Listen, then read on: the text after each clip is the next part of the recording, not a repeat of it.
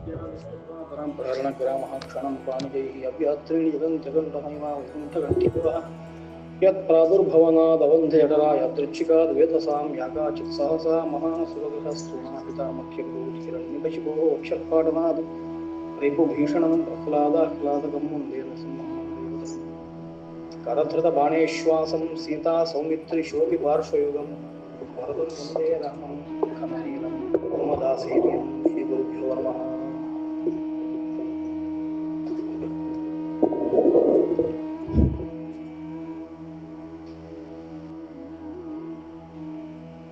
ಯುದ್ಧಕಾಂಡದ 40ನೆಯ ಸರ್ಗದಲ್ಲಿ ಸುಗ್ರೀವನಿಗೆ ಮತ್ತೆ ರಾವಣನಿಗೆ ಮಲ್ಲ ಯುದ್ಧ ಆಗ್ತದೆ.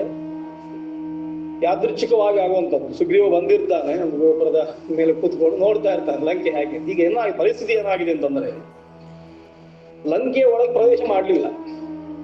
ಅಂದ್ರೆ ಲಂಕಾ ಎನ್ನುವಂಥದ್ದು ಭೂಭಾಗ ಅಂತ ಪರಿಗ್ರಹಣ ಮಾಡಿದ್ರೆ ಸಮುದ್ರದ ಈಚೆ ತೀರಕ್ಕೆ ಬಂದಿದ್ದಾರೆ, ದಕ್ಷಿಣದ ತೀರಕ್ಕೆ ಬಂದಿದ್ದಾರೆ ಅಂತ ಅರ್ಥ. ಲಂಕೆಯವರಿಗೆ ಅದು ಉತ್ತರದ ತೀರ, ನಮಗೆ ದಕ್ಷಿಣದ ತೀರ, ನಾವು ರಾಮರ ಪಕ್ಷದವರು ಅಂತ ಆದದ್ರಿಂದ ಹಾಗಾಗಿ ಅಲ್ಲಿ ಬಂದಿದ್ದಾರೆ. ಸೇತುವೆ ಕಟ್ಟಿ ಬಂದಾಗಿದೆ. ಬಂದು ವಿಸ್ತಾರವಾದ ಜಾಗದಲ್ಲಿ ಒಂದಿಷ್ಟು ಜನ ಕಪಿಗಳು ಸೇರಿ ಲಂಕೆಯನ್ನು ಪ್ರವೇಶ ಮಾಡಬೇಕು. ಲಂಕೆ ಹಿಂದೆ ರವೀಂದ್ರ ಭಟ್ರು ಹೇಳಿದ ಹಾಗೆ ಅದು ಆವರಣವಾಗಿರುವಂಥದ್ದು, ನೇರವಾಗಿ ಒಳಗೆ ಪ್ರವೇಶ ಮಾಡಲಿಕ್ಕೆ ಆಗದೇ ಇರುವ ಹಾಗೆ ಅದು ರಕ್ಷಿತವಾಗಿರುವಂಥದ್ದು. ಅಲ್ಲಲ್ಲಿ ಮತ್ತೆ ಅದಕ್ಕೆ ಸಾಲಗಳು ಗೋಪುರಗಳು ಎಲ್ಲ ಇರುವಂಥದ್ದು. ಅದರಲ್ಲಿ ನಿಂತುಕೊಂಡು ನೋಡ್ತಾರೆ ಯಾರು ಬರ್ತಾರೆ ಅಂತ. ಬಂದವನನ್ನು ಅಲ್ಲಿಂದಲೇ ಹಿಮ್ಮೆಟ್ಟಿಸುವಂತ ವ್ಯವಸ್ಥೆಗಳು. ಹಾಗಾಗಿ ನೇರ ಒಳಗೆ ಹೋಗ್ಬೇಕು ಅಂತಂದ್ರೆ ತುಂಬಾ ಪರಾಕ್ರಮಿಯಾಗಿರ್ಬೇಕು ಅಂತ ಅರ್ಥ.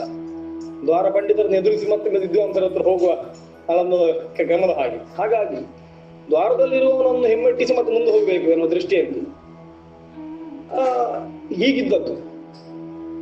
ಹಾಗಾಗಿ ಹೊರಬದಿಯಲ್ಲೇ ನಿಂತುಕೊಂಡಿದ್ದಾರೆ. ನಿಂತುಕೊಂಡನ್ನು ನೋಡ್ತಾ ಇದ್ದಾರೆ, ಸುತ್ತುವರಿತಾ ಇದ್ದಾರೆ, ಒಂದೊಂದು ಬದಿಯಲ್ಲಿ ಹೋಗ್ತಾ ಇದ್ದಾರೆ. ಲಂಕೆಯನ್ನು ಪೂರ್ಣವಾಗಿ ಸುತ್ತುವರಿದ್ದಾರೆ ಅಂತ ಗೊತ್ತಾಗ್ತದೆ. ಒಂದೊಂದು ದ್ವಾರದಿಂದ ಪ್ರವೇಶ ಮಾಡ್ತಾರೆ ಮುಂದೆ ಗೊತ್ತಾಗ್ತದೆ. ಹಾಗಾಗಿ ಇಡೀ ಲಂಕೆಯನ್ನು, ಸುವರ್ಣ ಲಂಕೆಯನ್ನು ಸುತ್ತುವರಿತಾರೆ. ಆ ಹೊರಭಾಗದಲ್ಲಿ ನಿಂತುಕೊಂಡಿದ್ದಾರೆ. ನಿಂತುಕೊಂಡು ಮತ್ತೆ ಕೆಲಸ ಇಲ್ಲ, ಯುದ್ಧ ಘೋಷಣೆ ಆಗ್ಬೇಕಲ್ವಾ. ಯುದ್ಧ ಘೋಷಣೆವರೆಗೆ ಸಿದ್ಧತೆ ಆದ್ರೆ ಮತ್ತೆ ಒಂದಿಷ್ಟು ಕಾಲದ ಪ್ರತೀಕ್ಷೆ. ಈ ಪ್ರತೀಕ್ಷೆಯಲ್ಲಿರುವ ಹೊತ್ತಿನಲ್ಲಿ ನಡೆದಂತ ಘಟನೆಗಳಿವೆಲ್ಲ. ಅಂಗದ ಸಂಧಾನ ಆಗ್ಬೋದು, ಸುಗ್ರೀವ ರಾವಣರ ಯುದ್ಧ ಆಗ್ಬೋದು. ಎಲ್ಲ ಯುದ್ಧ ನೇರವಾಗಿ ಶುರುವಾಗಲಿಲ್ಲ, ಮುಹೂರ್ತ ಇಟ್ಟು ಶುರುವಾಗಲಿಲ್ಲ, ಹಾಗೆ ಆರಂಭ ಆದದ್ದು. ಆ ಹೊತ್ತಿಗೆ ಯಾದೃಚ್ಛಿಕವಾಗಿ ಅವನು ನೋಡ್ತಾ ಇರುವಾಗ ರಾವಣ ಕಂಡದ್ದು ಅಂತ ಹೇಳಿ ಅವನ ಮೇಲೆ ಮಾತುಕತೆ ದಾಳಿ ಎಲ್ಲ ಅಂತೂ ಸುಗ್ರೀವ ಬರ್ತಾನೆ, ವಾಪಸ್ ಬರ್ತಾನೆ. ರಾವಣನಿಗೆ ಒಂದಷ್ಟು ಹೊಡೆದು, ರಾವಣನ ಒಂದಷ್ಟು ಪೆಟ್ಟು ತಿಂದು, ರಾವಣನ ತಿಂದು ಹೋಗ್ತಾನೆ. ಸುಗ್ರೀವನಿಗೆ ಒಂದಿಷ್ಟು ಪೆಟ್ಟು ಬೀಳ್ತದೆ. ಅಂತೂ ಇಬ್ಬರು ಅವರವರ ಪರಾಕ್ರಮಗಳು ಗೊತ್ತಾಗ್ತದೆ ಅವರಿಗೆ. ವಾಪಸ್ ಬರ್ತಾರೆ. ಬಂದು ರಾಮನ ಹತ್ರ ಬಂದು ಸಂತೋಷದಿಂದ ಹೇಳಿಕೊಡ್ತಾರೆ ಇಷ್ಟೆಲ್ಲ ಕೆಲಸಗಳಾಯ್ತು ಅಂತ. ಅದಕ್ಕೆ ರಾಮ ಹೇಳುವ ಕೆಲವು ಮಾತುಗಳುಂಟು. ಅದ ತಸ್ಮಿನ್ ನಿಮಿತ್ತಾನಿ ದೃಷ್ಟುವ ಲಕ್ಷ್ಮಣ ಪೂರ್ವಜ ಸುಗ್ರೀವಂ ಸಂಪರಿಶ್ವಜ್ಯ ರಾಮ ವಚನಮಬ್ರವೀತ್. ಬಂದ ಕೂಡಲೇ ಈ ನಿಮಿತ್ತಗಳು ಕಾಣುತ್ತದೆ. ನಿಮಿತ್ತಗಳು ಎರಡೂ ಕಡೆಯಲ್ಲಿ ಕಾಣ್ತದೆ. ಇಲ್ಲಿಯೂ ಕಂಡಿದೆ, ಅಲ್ಲಿಯೂ ಕಂಡಿದೆ. ಅಂದ್ರೆ ಯಾಕೆ ನಿಮಿತ್ತಗಳನ್ನು ಪರಿಗ್ರಹ ಮಾಡ್ತಾರೆ ಅಂತಂದ್ರೆ, ನಮಗೆ ನಮ್ಮನ್ನು ಹೊರತುಪಡಿಸಿದ್ರೆ ಸಾಮಾನ್ಯವಾಗಿ ಇನ್ನೊಬ್ರು ಬೇಕು, ಇನ್ನೊಬ್ಬರ ಹತ್ರ ಹೇಳಿಕೊಳ್ತೇವೆ. ನಮಗೆ ಗೊತ್ತಾಗುವಂತಹ ವ್ಯವಸ್ಥೆಗಳಿಂದ ನಿಮಿತ್ತಗಳಿಲ್ಲ ಅಂತ. ಜ್ಯೋತಿಷಿಗಳು ಕೂಡ ನಿಮಿತ್ತಗಳನ್ನು ಆಶ್ರಯಿಸಿಕೊಂಡು ಹೇಳ್ತಾರೆ.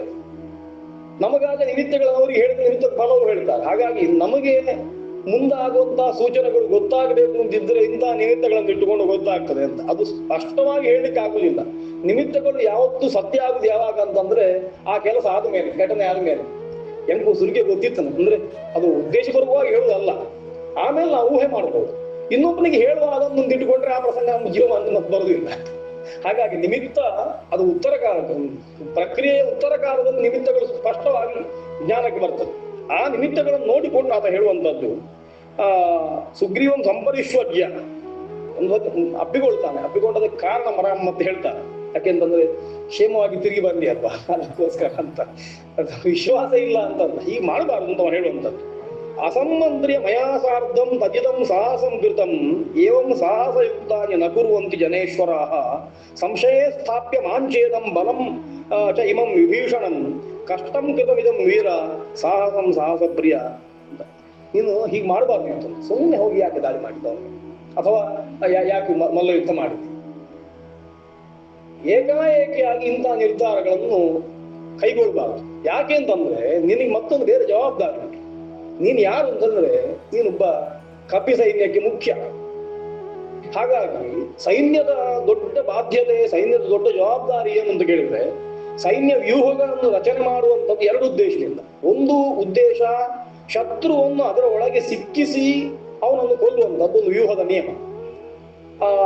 ನೇರವಾಗಿ ಶತ್ರುವಿನ ಮೇಲೆ ದಾಳಿ ಮಾಡುವುದಲ್ಲ, ಮಲ್ಲ ಯುದ್ಧದ ಹಾಗಲ್ಲ, ಇಬ್ಬರಿಬ್ಬರೇ ಮಾಡುವಂಥದ್ದಲ್ಲ. ಸಮೂಹ ಮಾಡಿ ಯುದ್ಧ ಮಾಡುವಾಗ ವ್ಯೂಹವನ್ನು ಅದರ ಯಾವ ಪಕ್ಷಿಯ ಪ್ರಾಣಿಯೋ ಯಾವ ಆಕಾರವನ್ನು ಹೇಳಿದ್ದಾರೆ ಆ ಆಕಾರದಲ್ಲಿ ವ್ಯೂಹವನ್ನು ಸಿದ್ಧಗೊಳಿಸಿ ಶತ್ರು ಅದರೊಳಗೆ ಬರುವ ಹಾಗೆ ಮಾಡಿ ಅವನನ್ನು ಹೊರಗೆ ಹೋಗದೇ ಇರುವ ಹಾಗೆ ಮಾಡಿ. ಹಾಗಂತ ಅವನಿಗೆ ಅಸ್ವಾತಂತ್ರ್ಯ ಕೊಟ್ಟಲ್ಲ, ಅವನ ಸಾಮರ್ಥ್ಯವನ್ನು ಪೂರ್ತಿ ಉಪಯೋಗ ಮಾಡಿ ಯುದ್ಧ ಮಾಡ್ಲಿಕ್ಕೆ ಬೇಕಾಗುವಷ್ಟು ಅವಕಾಶವನ್ನು ವ್ಯೂಹದೊಳಗಿದ್ದವರಿಗೆ ಕೊಡಬೇಕು. ಅಭಿಮನ್ಯುವಾಗ್ಲಿ ಮಹಾಭಾರತದಲ್ಲಾಗ್ಲಿ ಬೇರೆ ಕಡೆಯಲ್ಲಾಗ್ಲಿ ಅಲ್ಲಿ ಹೋದ್ಮೇಲೆ ಅವನನ್ನು ಮತ್ತೆ ಎಲ್ಲ ಒಟ್ಟು ಸೇರಿ ಮುಗಿಬಿದ್ದವನು ಮುಗಿಸುವುದಲ್ಲ, ಅವನಿಗೆ ಬೇಕಾಗಿ ಯುದ್ಧ ಮಾಡ್ಲಿಕ್ಕೆ ಬೇಕಾಗುವಷ್ಟು ಅವಕಾಶವನ್ನು ಕೊಟ್ಟೆ ಧರ್ಮ ಯುದ್ಧ. ಹಾಗಾಗಿ ಆದ್ರೆ ತಪ್ಪಿಸಿಕೊಳ್ಳಿಕ್ಕೆ ಬೇಕಾಗುವ ಕಷ್ಟವನ್ನು ಕೂಡ ಮಾಡ್ಬೇಕು, ಆ ವ್ಯವಸ್ಥೆ ಮಾಡ್ಬೇಕು. ಹಾಗೆ ವ್ಯೂಹ ಇರುವಂತದ್ದು ಅದು ಶತ್ರುವನ್ನು ಸಿಕ್ಕಿಸಿ ಮಾಡುವಂಥದ್ದು ವ್ಯೂಹ ಅಂದ್ರೆ. ಇನ್ನೊಂದು ವ್ಯೂಹ ಇರುವಂತದ್ದು, ಒಬ್ಬ ರಾಜ ಇದ್ದರೆ ರಾಜನ ಸುತ್ತ ಅವನ ಮೂಲಬಲ ಅಂತ ಉಂಟಲ್ಲ, ಅದನ್ನು ಮೂಲಬಲ ಅಂತ ಕರೀತಾರೆ. ಮೂಲಬಲ ಅಂತಂದ್ರೆ ಅವನನ್ನು ರಕ್ಷಣೆ ಮಾಡ್ಲಿಕ್ಕೆ ಇರುವಂತದ್ದು. ಇನ್ನೊಂದು ಕಡೆಗೆ ದಂಡೆತ್ತಿ ಹೋಗುವಾಗ ಎಲ್ಲ ಸೈನ್ಯವನ್ನು ಕಳಿಸ್ಲಿಕ್ಕಿಲ್ಲ, ಪುರದ ರಕ್ಷಣೆಗೋಸ್ಕರವಾಗಿ ನಮ್ಮ ರಕ್ಷಣೆಗೋಸ್ಕರವಾಗಿ ಒಂದಿಷ್ಟು ಇಟ್ಟುಕೊಂಡು ಅದನ್ನು ಯಾವತ್ತೂ ವ್ಯಯ ಮಾಡ್ಲಿಕ್ಕಿಲ್ಲ. ಈ ದಾನ ಧರ್ಮ ಮಾಡುವ ಒಂದಿಷ್ಟು ಡೆಪಾಸಿಟ್ ಅನ್ನು ಇಟ್ಟುಕೊಂಡು ಬಡ್ಡಿಯನ್ನು ದಾನ ಧರ್ಮ ಮಾಡಬೇಕು ಅಂತ ಶಾಸ್ತ್ರವೇ ಹೇಳಿದಾಗ ಎಲ್ಲವನ್ನು ದಾನ ಮಾಡುವ ವ್ಯವಸ್ಥೆ ಇಲ್ಲಲ್ಲ, ಒಂದಿಷ್ಟು ಅಂಶವನ್ನು ಮಾತ್ರ ಮಾಡ್ಲಿಕ್ಕೆ ಇರುವಂತದ್ದು ಅಂತ. ಹಾಗಾಗಿ ನಾಳೆ ನಮಗೂ ಬೇಕಲ್ಲ, ಅದಕ್ಕೋಸ್ಕರ ಆ ಮೂಲಬಲವನ್ನು ಬಿಟ್ಟು ಎಲ್ಲೋ ಒಂದು ಖರ್ಚು ಮಾಡ್ಲಿಕ್ಕಿಲ್ಲ. ಈ ಮೂಲಬಲದ ಉದ್ದೇಶ ಏನು ಅಂತ ಕೇಳಿದ್ರೆ ಅದು ಅದರ ನಾಯಕನನ್ನು ರಕ್ಷಣೆ ಮಾಡಬೇಕು ಯಾವತ್ತು. ಅದು ಅವನನ್ನು ಯಾವತ್ತು ಬಿಟ್ಟುಕೊಡ್ಲಿಕ್ಕಿಲ್ಲ. ಹಾಗಾಗಿ ಅವನನ್ನು ರಕ್ಷಣೆ ಮಾಡಿಕೊಂಡು ಯುದ್ಧ ಮಾಡಬೇಕು ಅಂತ ಅರ್ಥ. ಹಾಗಾಗಿ ಯಾವತ್ತೂ ಕೂಡ ನಾಯಕನಾದ ಎಲ್ಲವನ್ನು ಬಿಟ್ಟು ಹೋಗಿ ಯುದ್ಧ ಮಾಡುವ ವ್ಯವಸ್ಥೆ ಇಲ್ಲ. ಒಬ್ಬೊಬ್ಬರನ್ನು ಕಳಿಸಿ ರಾವಣ ಅದನ್ನು ಚೆನ್ನಾಗಿ ಪಾಲನೆ ಮಾಡ್ತಾರೆ. ಇದಲ್ಲ ಹೆದರಿ ಅಲ್ಲ, ಒಳಗಿಂದ ಹೆದರಿಕೆ ಇರಬಹುದು, ಆದ್ರೆ ಒಬ್ಬೊಬ್ಬರನ್ನೇ ಕಳಿಸ್ತಾನೆ. ಅವರನ್ನು ಅವರವರ ಬಲವನ್ನು ನೋಡಿ ಮತ್ತೆ ಮುಂದೆ ಗೊತ್ತಾಗ್ತದೆ ಕಳಿಸ್ತಾನೆ. ಹಾಗೆ ನಾಯಕನಾದವ ವೀಕ್ಷಣೆ ಮಾಡಬೇಕು, ಚಾರಚಕ್ಷುವಾಗಿ ವೀಕ್ಷಣೆ ಮಾಡಬೇಕು. ತಾನೇ ಹೋಗಿ ನೋಡಿ ಬರ್ತೇನೆ ಅಂತ ಹೇಳಿ ಹೋಗುವಂತದ್ದು ಏನಾದ್ರೂ ಹೆಚ್ಚು ಕಮ್ಮಿ ಆದ್ರೆ ಬಲದ ಧೈರ್ಯ ಕೆಡ್ತದೆ. ಹಾಗೆ ಧೈರ್ಯ ಕೆಟ್ಟರೆ ಮತ್ತೆ ಮುಂದೆ ಏನ್ ಮಾಡ್ಬೇಕು ಅಂತ ಗೊತ್ತಾಗುದಿಲ್ಲ. ಮುಂದೆ ಅಂತ ಪ್ರಸಂಗಗಳು 2-3 ಬಾರಿ ಬರ್ತದೆ ಇದರಲ್ಲಿ. ಅದಕ್ಕೋಸ್ಕರ ರಾಮ ಹೇಳ್ತಾನೆ, ಹೀಗೆ ಮಾಡಬಾರ್ದು ನೀನು. ಅಸಮ್ಮಂತ್ರಿ ಮಯಾಸಾರ್ಥ. ರಾಮನ ಒಂದು ಪ್ರಭುತ್ವ ಅದರಲ್ಲಿ ಉಂಟು, ನನಗೋಸ್ಕರ ಯುದ್ಧ ಮಾಡ್ಲಿಕ್ಕೆ ಬಂದದ್ದು. ನಿಮ್ಗೆ ನಾಯಕ, ಕವಿಗಳಿಗೆ ನೀನ್ ನಾಯಕನಾಗಿರ್ಬೋದು, ಆದ್ರೆ ಇಡೀ ಸೈನ್ಯ ನಾನು ಹೇಳಿದಾಗ ಕೇಳ್ತಾ ಇರೋದಂತ. ಹಾಗಾಗಿ ಮಯಾಸಾರ್ಧಂ ಅಸಮ್ಮಂತ್ರಿಯ, ನನ್ನ ಹತ್ರ ಒಂದು ಮಾತು ಹೇಳದೆ ಅವನಿಗೆ ಹೊಡಿಬಹುದಾ ಅಂತ ಕೇಳದೆ. ಹನುಮಂತ ಕೂಡ ಬರುವಾಗ ನನ್ನ ರಾವಣ ಅಪ್ಪಣೆ ಇಲ್ಲ ಅಂತ ನಾನು ಬಿಟ್ಟಿದ್ದೇನೆ, ಇಲ್ಲದಿದ್ರೆ ಅಲ್ಲೇ ನಿನ್ಗೆ ಎರಡು ಬಡಿತಿದ್ದೆ ಅಂತ ರಾವಣನನ್ನು ಬಿಟ್ಟು ಬಂದ. ಹಾಗೆ ಇರುವಾಗ ಸುಗ್ರೀವನಿಗೆ ಆ ತಲೆಗೆ ಬರ್ಲಿಲ್ಲ ಅದು ಅಂತ ಹೇಳಿ, ಅದಕ್ಕೋಸ್ಕರ ಹಾಗೆ ನೀನ್ ಮಾಡಿ ತಪ್ಪಾಯ್ತು. ಸಾಹಸಂಕಿತಂ, ಸಾಹಸ ಅಂತಂದ್ರೆ ಸಂಸ್ಕೃತದಲ್ಲಿ ಸಾಹಸ ಎನ್ನುವ ಶಬ್ದಕ್ಕೆ ದುಡುಕು ಅಂತಲೇ ಅರ್ಥ. ದುಡುಕು ಅಂತಲೇ ಅರ್ಥ.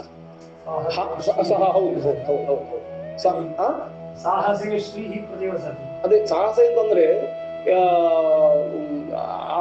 ಇದಕ್ಕೆ ಪರಾಕ್ರಮವನ್ನು ಅನುಲಕ್ಷಿಸಿ ಮಾಡುವ ಕೆಲಸದ ಒಟ್ಟಿಗೆ ಓವರ್ ಕಾನ್ಫಿಡೆನ್ಸ್ ಎನ್ನುವ ಅರ್ಥ ಉಂಟು, ತುಂಬು ಧೈರ್ಯ. ಆ ಅರ್ಥ ಉಂಟು. ಸಾಮಾನ್ಯ ಇವನಿಗೆ ಇರ್ಬೇಕಾಗ್ತದೆ, ವೀರನಿಗೆ ಸಾಹಸ ಎನ್ನುವಂಥದ್ದು ಇರಬೇಕಾಗ್ತದೆ. ಅದು ಕೆಲವು ಬಾರಿ ತಮಗೆ ಮುಳುವಾಗ್ತದೆ, ಅದನ್ನು ಇಟ್ಟುಕೊಂಡು ಮಾಡಿದ್ರೆ ತೊಂದರೆ ಇಲ್ಲ. ಹಾಗಾಗಿ ಸಾಮಾನ್ಯ ಸಾಹಸ ಎನ್ನುವ ವ್ಯವಸ್ಥೆ ಎರಡು ಮೂರು ರೀತಿಯಲ್ಲಿ ಸಾಹಸ ಶಬ್ದವನ್ನು ಪ್ರಯೋಗ ಮಾಡಿದ್ದಾರೆ. ಒಂದು ಸಾಹಸ ಅಂತ ಹೇಳುವಂಥದ್ದು ದುಡುಕು ಎನ್ನುವ ಸಾಮಾನ್ಯವಾಗಿ ಉಪಯೋಗ ಮಾಡುದು.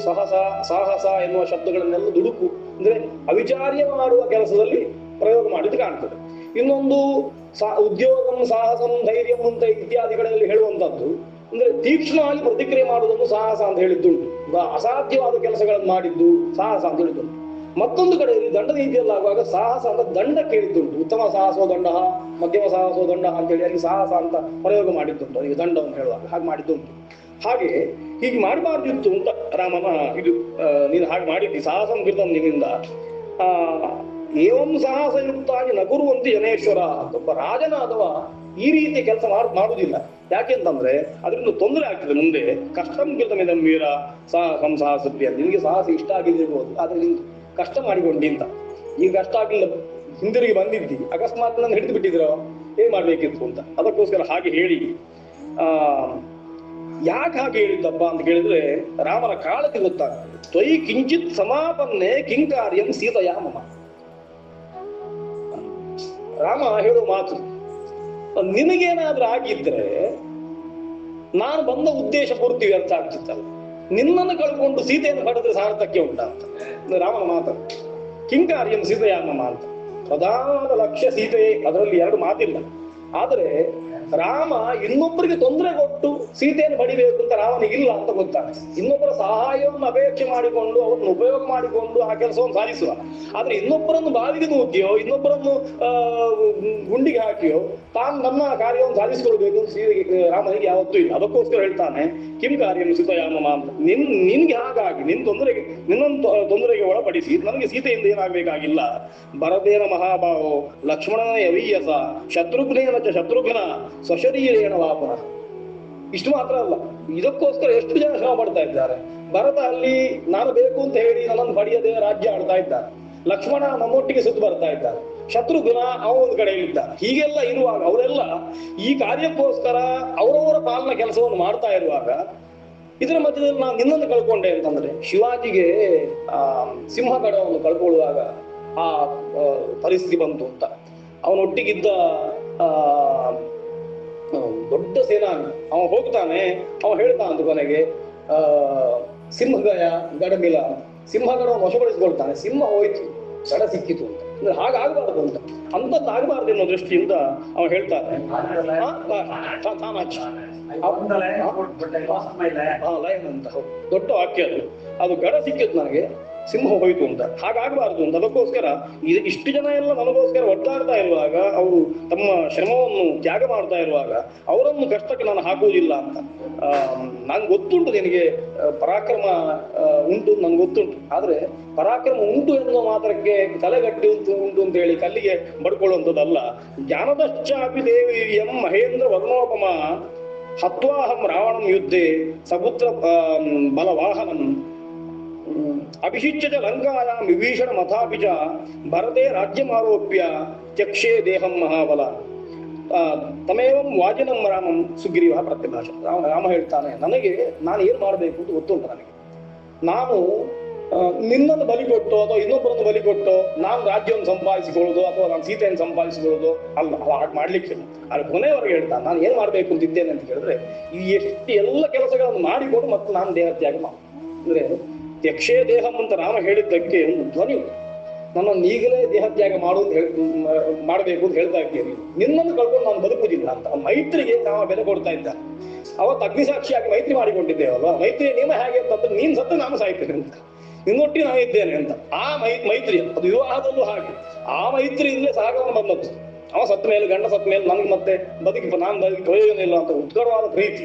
ಹಾಗಾಗಿ ನಾನು ದೇಹವನ್ನು ಯಾವಾಗ ತ್ಯಾಗ ಮಾಡಬೇಕು ಅಂತ ಕೇಳಿದ್ರೆ ಇಷ್ಟು ಕೆಲಸ ಮಾಡಿದ ಮೇಲೆ, ಯಾವುದು ಹತ್ವಾಹಂ ರಾವಣ ಯುದ್ಧೆ ಸಪುತ್ರ ಬಲವಾಹನ ಎಲ್ಲವನ್ನೂ ನಾಶ ಮಾಡಿದ ಮೇಲೆ, ಅಭಿಷಿಚ್ಯ ಲಂಕಾಯಾಂ ವಿಭೀಷಣ ಮತಾಭಿಚ, ವಿಭೀಷಣವನ್ನು ಲಂಕೆಯಲ್ಲಿ ಅಭಿಷೇಕ ಮಾಡಿದ ಮೇಲೆ, ಭರತೆ ರಾಜ್ಯಮಾರೋಪ್ಯ ಆಮೇಲೆ ತ್ಯಕ್ಷೇ ದೇಹಂ, ರಾಜ್ಯದಲ್ಲಿ ಭರತವನ್ನು ಕೂತ್ಕೊಳಿಸ್ಬೇಕು.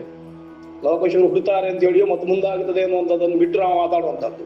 ಹಾಗಾಗಿ ಭರತನನ್ನು ರಾಜ್ಯದಲ್ಲಿ ಅಧಿರೋಪಿಸಿ ಆಮೇಲೆ ನಾನು ದೇಹತ್ಯಾಗವನ್ನು ಮಾಡ್ತೇನೆ ಅಂತ ಆ ದೃಷ್ಟಿಯಿಂದ ರಾಮ ಹೇಳ್ತಾನೆ. ಈ ಮಾತುಗಳು ಆ ಭರದಲ್ಲಿ ಬಂದದ್ದು, ಸುಗ್ರೀವ ಮಾಡಿದ ಸಾಹಸ ಕಾರ್ಯಕ್ಕೆ ಪ್ರತಿಯಾಗಿ ರಾಮ ಮಾತಾಡುವಾಗ ಬಂದದ್ದು. ಹಾಗೆ ಹೇಳಿದ ಕೂಡಲೇ ಸುಗ್ರೀವ ಹೇಳ್ತಾನೆ, ಹಾಗಲ್ಲ, ನನಗೆ ಏನು ಮಾಡ್ಬೇಕು ಅಂತ ಗೊತ್ತಾಗ್ಲಿಲ್ಲ. ರಾಮ ಮತ್ತು ಸುಗ್ರೀವರ ಮಾತುಗಳು ಈ ಪ್ರಸಂಗದ್ದು ತುಂಬಾ ಅದ್ಭುತವಾದ. ಸುಗ್ರೀವ ಇದಕ್ಕೊಂದು ಪ್ರತಿ ಮಾತಾಡ್ಬೇಕಲ್ಲ, ರಾಮ ಆಡಿದಷ್ಟೇ ಗಟ್ಟಿಯಾಗಿ ಮಾತಾಡ್ಬೇಕಲ್ಲ. ಸುಮ್ಮನೆ ಆಯ್ತು ಅಂತ ಹೇಳಿದ್ರೆ ತಲೆ ಆಡಿಸಿದ್ರೆ ಸುಗ್ರೀವನಿಗೆ ಶೌರ್ಯ ಇಲ್ಲ ಅಂತ. ಸುಗ್ರೀವನಿಗೆ ಹೇಳ್ತಾನೆ, ನೋಡು ಹಾಗಲ್ಲ, ನಾನು ರಾವಣನಿಗೆ ಹೊಡೆದದ್ದು ಸುಮ್ಮನೆ ರಾವಣನಿಗೆ ಹೊಡೆದದ್ದಲ್ಲ. ನನಗೆ ಎಂತಾಯ್ತು ಅಂತಂದ್ರೆ, ತವ ಭಾರ್ಯಾಪಹರ್ತಾರಂ ದೃಷ್ಟುವ ರಾಘವ ರಾವಣಂ ಮರ್ಷಯಾಮಿ ಗತಂ ವೀರ ಜಾನಂ ವಿಕ್ರಮ ಮಾತ್ಮನಃ. ಅವ ಎದುರಿಗೆ ಸಿಕ್ಕಿದ್ದಾನೆ, ಎಷ್ಟು ದೊಡ್ಡ ಪಾಪಿ ಅಂತಂದ್ರೆ ನಿನ್ನ ಹೆಂಡತಿಯನ್ನು ಕದ್ಕೊಂಡು ಹೋಗಿದ್ದಾನೆ, ನನ್ ಕುದಿತಾ ಉಂಟು. ಅವನನ್ನು ನೋಡಿಯೂ ಕೂಡ ನನ್ನ ಪರಾಕ್ರಮ ನಾನು ಇದ್ದುಕೊಂಡು ಕೂಡ ನಾನು ಸುಮ್ಮನೆ ಯಾಕೆ ಕೂತ್ಕೊಳ್ಳಿ ಹೇಳು. ಹಾಗಾಗಿ ನಂಗೆ ಸಿಟ್ಟು ಬತ್ತಿಯನ್ನು ಕೊಡ್ತೆ ಅಂತ.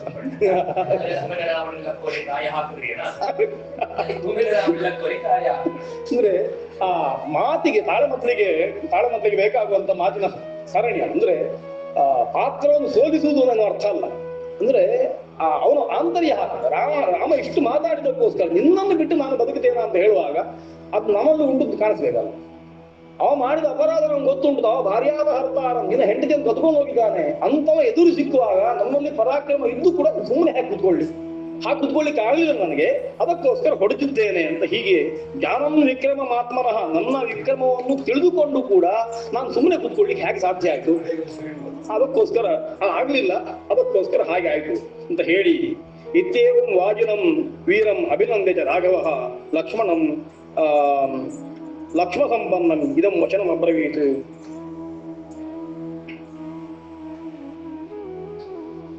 ಸುಗ್ರೀವನ ಹತ್ರ ಇದನ್ನು ಮಾತಾಡಿದ ಮೇಲೆ ಲಕ್ಷ್ಮಣ ಹತ್ರ ಹೇಳ್ತಾನೆ, ಇನ್ನು ತಡ ಮಾಡುವುದಲ್ಲ, ಯುದ್ಧಕ್ಕೆ ಹೊತ್ತಾಗಿದೆ, ಯುದ್ಧ ಆರಂಭ ಆಯ್ತು ಅಂತ ಅರ್ಥ. ಯಾವತ್ತು ಒಂದು ಹೊಡೆದಾಟ ಬಿದ್ದೋ ಮೊದಲು ಹೊಡೆದ ಬಿದ್ದು ಕೂಡಲೇ ಯುದ್ಧ ಆರಂಭ ಆಯ್ತು ಅಂತ ಅರ್ಥ. ಹಾಗಾಗಿ ಸುಗ್ರೀವನಾಟರು ಯುದ್ಧ ಮಾಡಿಕೊಂಡ್ರು ಅಂತ ಅರ್ಥ. ಹಾಗಾಗಿ ಇನ್ನು ಆರಂಭ ಆಯ್ತು, ಇನ್ನು ನಾವು ಸುಮ್ಮನೆ ಹೀಗೆ ಕೂತ್ಕೊಳ್ಳೋದು ಬೇಡ. ಅದಕ್ಕೋಸ್ಕರ ಏನ್ ಮಾಡ್ಬೇಕು ಅಂತ ಕೇಳಿದ್ರೆ ವ್ಯೂಹವನ್ನು ಮಾಡಬೇಕು. ಮುಂದೆ ಆಗುವಂಥದ್ದು ದೊಡ್ಡ ಕೆಲಸ ಅದು. ಆ ಪ್ರಸಂಗ ಎನ್ನುವಂಥದ್ದು ಇಡೀ ಲೋಕಕ್ಷಯ ಆಗ್ಬೋದು, ಅಷ್ಟು ದೊಡ್ಡದು. ರಾವಣರು ಯುದ್ಧ ಅಂತ ಹೇಳಿದ ಹಾಗೆ ಅದು ಒಂದು ಜಾಗತಿಕ ಮಹಾಯುದ್ಧ ಆಗುವ ರೀತಿಯಲ್ಲಿ ಆಗುತ್ತೆ. ಆ ಸಂಖ್ಯೆಯನ್ನು ನೋಡಿದ್ರೆ ಗೊತ್ತಾಗ್ತದೆ, ರಾಮಾಯಣ ಹೇಳುವ ಸಂಖ್ಯೆಯನ್ನು ನೋಡಿದ್ರೆ ಗೊತ್ತಾಗ್ತದೆ. ಆಗ ಹೇಳಿದಾಗ 53 ಸೊನ್ನೆಯಲ್ಲಿ ಹಾಕಬೇಕು ಅಂತ ಹೇಳಿದ್ರೆ ಅಷ್ಟು ಜನ ಇರುವುದು ಇಲ್ಲಿ ಅಂತ ಸಂಶಯ ಬರ್ತದೆ. ಅಷ್ಟು ದೊಡ್ಡ ಸಂಖ್ಯೆ ಆದ್ರಿಂದ ಆ ಸಂಖ್ಯೆ ಲಂಕೆಯನ್ನು ಸುತ್ತುವರೆದಿದೆ ಅನ್ನೋದು ನಾವು ಆಲೋಚನೆ ಮಾಡಿಕೊಂಡ್ರೆ ಅಷ್ಟು ದೊಡ್ಡ ಯುದ್ಧ ಅದು ಆರಂಭ ಆಗ್ತದೆ. ಅದಕ್ಕೋಸ್ಕರ ಒಂದು ವ್ಯೂಹಾದಿಗಳನ್ನು ಮಾಡಿಕೊಳ್ಬೇಕು ಅಂತ ಹೇಳ್ತಾನೆ. ಈ ಹೊತ್ತಿಗೆ ವಾಲ್ಮೀಕಿಗಳ ಕಲ್ಪನೆ ಒಂಚೂರು ಗರಿಗೆ ತರ್ತದೆ. ಅವರು ಸಂಧಿಯನ್ನು, ರಾಮಾಯಣದ ಸಂಧ್ಯಾವರ್ಣನೆಯನ್ನು ಒಟ್ಟು ಮಾಡಿದರೆ ಒಂದಿಷ್ಟು ಕವಿಗಳಿಗೆ ಆಹಾರ ಆಗ್ತದೆ. ಇನ್ನು ಮುಂದೆ ಬಂದ ಕಾವ್ಯಗಳಲ್ಲಿ ಎಲ್ಲವೂ ಕೂಡ ಸಂಧ್ಯಾವರಣೆಯನ್ನು ಸ್ವೀಕಾರ ಮಾಡುವಾಗ ಎಲ್ಲರೂ ಕೂಡ ಎಂಜಲನ್ನು ತಿಂದಿದ್ದಾರೆ ಅಂತ ಯಾವ ಬೇಜಾರು ಇಲ್ಲದೆ ಹೇಳ್ಬೋದು. ಯಾಕೆಂತಂದ್ರೆ ವಾಲ್ಮೀಕಿಗಳು ಎಲ್ಲ ರೀತಿಯಲ್ಲಿ ಹೇಳ್ಬಿಟ್ಟಿದ್ದಾರೆ ಸಂಧ್ಯಾವಂದನೆ ವರ್ಣನೆ. ಇಲ್ಲಿ ಹೇಳ್ತಾರೆ ಅದು ಹೇಗಾಗಿದೆ ಅಂತಂದ್ರೆ ಎರಡು ಮೂರು ರೀತಿಯಲ್ಲಿ. ರಕ್ತಚಂದನ ಸಂಕಾಶ ಸಂಧ್ಯಾ ಪರಮದಾರುಣ ಅಂದ್ರೆ ಈ ಹೊತ್ತಿಗೆ ಯಾವ ಹೊತ್ತಿಗೆ ಸಂಧಿ ಹೇಗೆ ಕಾಣ್ತದೆ ಅಂತ. ಸಂಧಿ ಎನ್ನುವುದು ಪರಮ ದಾರುಣವಾಗಿ ಕಾಣ್ತಾ ಉಂಟು. ರಕ್ತಚಂದನ ಲಿಪ್ತಾಂಗ ಅಂತ, ರಕ್ತಚಂದನವನ್ನು ಮೈಗೆ ಹಚ್ಚಿಕೊಂಡ ಹಾಗೆ ಸಂಧಿ ಕಾಣ್ತಾ ಉಂಟು ಅಂತ ಹೇಳ್ತಾರೆ. ಅಷ್ಟೇ ಅಲ್ಲ, ಹೇಗುಂಟು ಅಂತ ಕೇಳಿದ್ರೆ ಜ್ವಲಚ್ಚ ನಿಪತತಿ ಏತತ್ ಆದಿತ್ಯಾದ್ ಅಗ್ನಿಮಂಡಲಂ ಆದಿತ್ಯಂ ಅಭಿವಾಶ್ಯಂತಿ ಜನಯಂತೋ ಮಹದಭಯಂ ಅಂತ. ಇದು ಹೇಗಾಗಿದೆ ಅಂತಂದ್ರೆ ನಮ್ಮಲ್ಲಿ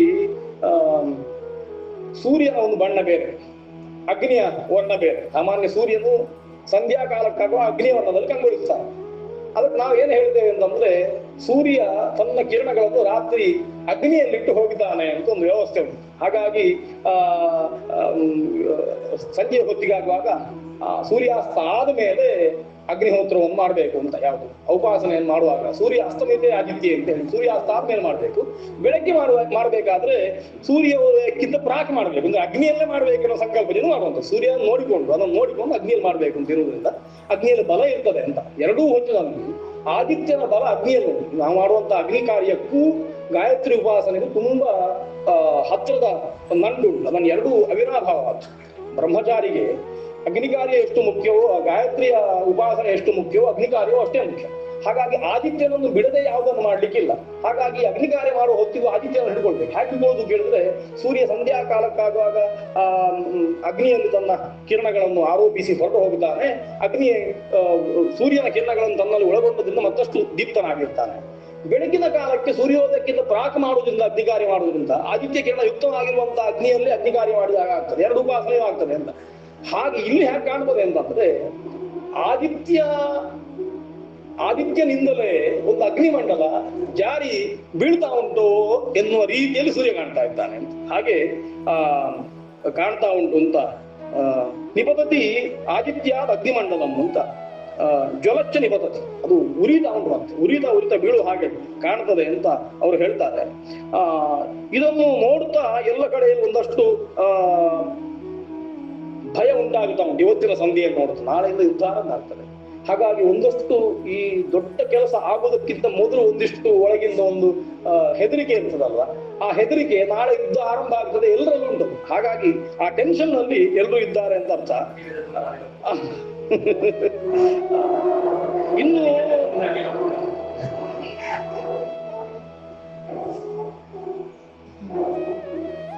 ಇಷ್ಟೇ ಅಲ್ಲ, ದೀನಾ ದಿನಸ್ವರಾ ಘೋರಾ ಅಪ್ರಶಸ್ತಾ ಮೃಗದ್ವಿಜಾ ರಜನ್ಯಾಂ ಅಪ್ರಕಾಶಶ್ಚ ಸಂತಾಪೈತಿ ಚಂದ್ರಮಾಹ. ಇವತ್ತಿನ ರಾತ್ರಿ ಹೇಗುಂಟು ಅಂತ ಕೇಳಿದ್ರೆ, ಸಂಧ್ಯಾ ಕಾಲಕ್ಕೆ ಒಂದಿಷ್ಟು ಹಕ್ಕಿಗಳೆಲ್ಲ ಶಬ್ದ ಮಾಡ್ತವೆ. ಗೂಡಿಗೆ ಹೊರಗೆ ಗೂಡಿಗೆ ಬಂದು ಸೇರುವಂತ ಹೊತ್ತು ಅಲ್ಲಿ ಬಂದು ಸ್ವಲ್ಪ ಏನಾದ್ರೂ ತೊಂದರೆ ಆಗುವಂಥದ್ದೆಲ್ಲ ಆವತ್ತಿಗೆ ಬೆಳಿಗ್ಗೆ. ಈ ಇವತ್ತು ಮಾಡುವ ಶಬ್ದ ಅದು ಸ್ವಲ್ಪ ವಿಚಿತ್ರವಾಗುಂಟು. ನಾಳೆ ಟೆನ್ಷನ್ ನಲ್ಲಿ ಮಾಡುವಂತ ಶಬ್ದಗಳು. ಅಷ್ಟೇ ಅಲ್ಲ, ಇವತ್ತು ಚಂದ್ರ ರಜನ್ಯಾಂ ಅಪ್ರಕಾಶಶ್ಚ ಸಂತಾಪೈತಿ ಚಂದ್ರಮಾಹ. ಹೌದು, ಚಂದ್ರನ ಇದರಲ್ಲೂ ಮಂಡಲದಲ್ಲೂ ಕಾಂತಿ ಕಾಣ್ತಾ ಇಲ್ಲ, ಸ್ವಲ್ಪ ಅಪ್ರಕಾಶನಾಗಿ ಚಂದ್ರ ಕಾಣ್ತಾ ಇದ್ದಾನೆ. ಯಾಕೆ ಅಂತ ಕೇಳಿದ್ರೆ, ನಾಳೆ ಆಗುವಂತದ್ದು ಅದನ್ನು ಲೋಕಕ್ಕೆ ತಿಳಿಸ್ಕೊಂಡು ಕೃಷ್ಣ ರಕ್ತಾಂಶಿ ಮರಿಯಂತಹ ಯಥಾ ಲೋಕಸ್ಯ ಸಂಶಯೇ ಹ್ರಸ್ವೋ ರೂಕ್ಷ ಅಪ್ರಶಸ್ತ ಪರಿವೇಶ ಸುರೋಗಿದ ಅಂತ ಹೇಳಿ ಚಂದ್ರನೂ ಕೂಡ ಆ ರೀತಿಯಲ್ಲಿ ಕಾಣ್ತಾನೆ ಅಂತ.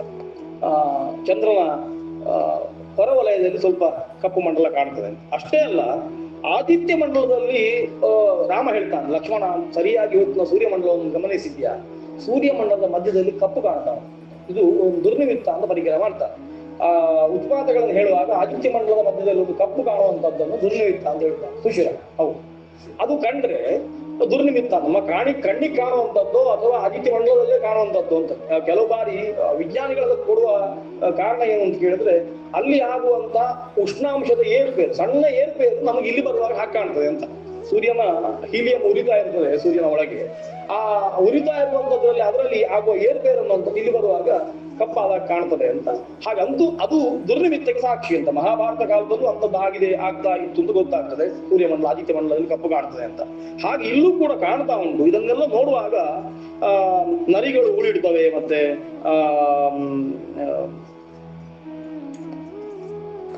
ಇಂಥ ದುರ್ನಿಮಿತ್ತಗಳು ತುಂಬಾ ಕಾಣ್ತಾ ಉಂಟು. ಹಾಗಾಗಿ ಈ ದುರ್ನಿಮಿತ್ತಗಳನ್ನು ನೋಡಿದ್ರಿಂದ ನಾಳೆ ಎಂತಾದ್ರು ತೊಂದರೆ ಆಗ್ಬಹುದು ಅಂತ ನಮ್ಗೆ ಅನಿಸ್ತದೆ. ಆ ದೃಷ್ಟಿಯಿಂದ ನಾವು ನಮ್ಮ ರಕ್ಷಣೆಯನ್ನು ಮಾಡಿಕೊಳ್ಬೇಕು ಅಂತ ಲಕ್ಷ್ಮಣನನ್ನು ಕರೆದು ರಾಮ ಒಂದಿಷ್ಟು ಹೇಳ್ತಾನೆ. ಅಷ್ಟು ಹೇಳಿದ ಮೇಲೆ ಮತ್ತೆ ಯಾವುದಕ್ಕೂ ಒಂದು ಬಾರಿ ಕೊನೆಯ ಒಂದು ಪ್ರಯತ್ನ ಮಾಡುವ. ಅಂದ್ರೆ ಸುಗ್ರೀವನಿಗೂ ರಾವಣನಿಗೂ ಪರಸ್ಪರ ಒಂದು ಘರ್ಷಣೆ ಈಗ ಆಗಿದೆ, ಆಗಿ ಯುದ್ಧ ಸಾಮಾನ್ಯವಾಗಿ ಆಗ್ತದೆ ಅಂತ ಆಯ್ತು.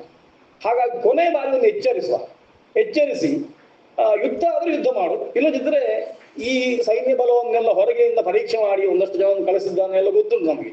ಹಾಗಾಗಿ ಅವನಿಗೆ ಅರಿವಾಗಿದೆ ಅಂತ ಆಯ್ತು, ಎಷ್ಟು ಸೈನ್ಯ ಉಂಟು, ಹೇಗೆ ಎಷ್ಟು ಜನ ಬರ್ತಾರೆ ಯುದ್ಧಕ್ಕೆ, ಏನಾಗ್ಬೋದು ಅಂತ. ಆ ಅರಿವಿದ್ದದ್ರಿಂದ ಒಂದು ಅವಕಾಶ ಕೊನೆ ಕೊಡುವ.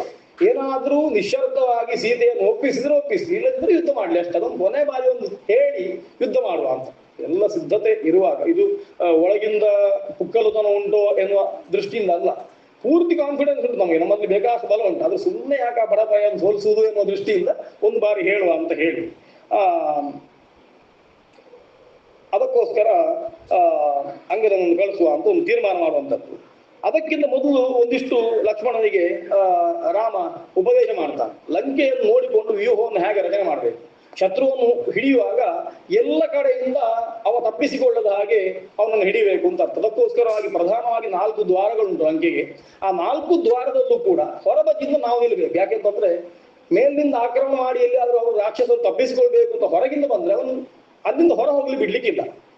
ನಾವು ಒಳಗೆ ನುಗ್ಗಲಿಕ್ಕೆ ಬೇಕಾಗುವ ವ್ಯವಸ್ಥೆಗಳು ಮಾಡಿಕೊಳ್ಬೇಕು ಅಂತ. ಹೀಗೆ ಅವರ ದುರ್ಗದ ರಕ್ಷಣೆಯನ್ನು ಒಳಗಿಂದ ನಿಂತುಕೊಂಡು ಹೇಗೆ ಮಾಡಿಕೊಳ್ತಾ ಇದ್ದಾರೋ ಹಾಗೆ ಹೊರಗಿನಿಂದ 4 ಬದಿಯಿಂದಲೂ 4 ದ್ವಾರದಲ್ಲಿ ನಾವು ನಿಂತುಕೊಂಡು ಒಂದೊಂದು ಕಡೆಯಲ್ಲಿ ರಕ್ಷಣೆ ಮಾಡಿಕೊಳ್ಬೇಕು ಅಂತ ಹೇಳಿ ಯಥಾ ನಿದೇಶಂ ಸಂಪೀಡ್ಯ ನಿವಿಶಂತಿ ವನೋಕಸ ಲಂಕಾಯಾ ಅಥವಾ ಉತ್ತರ ದ್ವಾರಂ ಶೈಲಶೃಂಗ ವಿವೋನ್ನತಂ ಅಂತ ಒಂದೊಂದು ದ್ವಾರವನ್ನು ಹೇಳ್ತಾ ಬರ್ತಾನೆ. ಒಂದು ಉತ್ತರ ದ್ವಾರದಲ್ಲಿ ಇಷ್ಟು ಜನ ನಿಂತುಕೊಳ್ಬೇಕು, ಪೂರ್ವ ದ್ವಾರದಲ್ಲಿ ಇಷ್ಟು ಜನ ನಿಂತುಕೊಳ್ಬೇಕು ಅಂತ ಹೇಳಿ ಒಬ್ಬೊಬ್ಬರನ್ನು ನಿಲ್ಲಿಸ್ತಾ ಬರ್ತಾನೆ.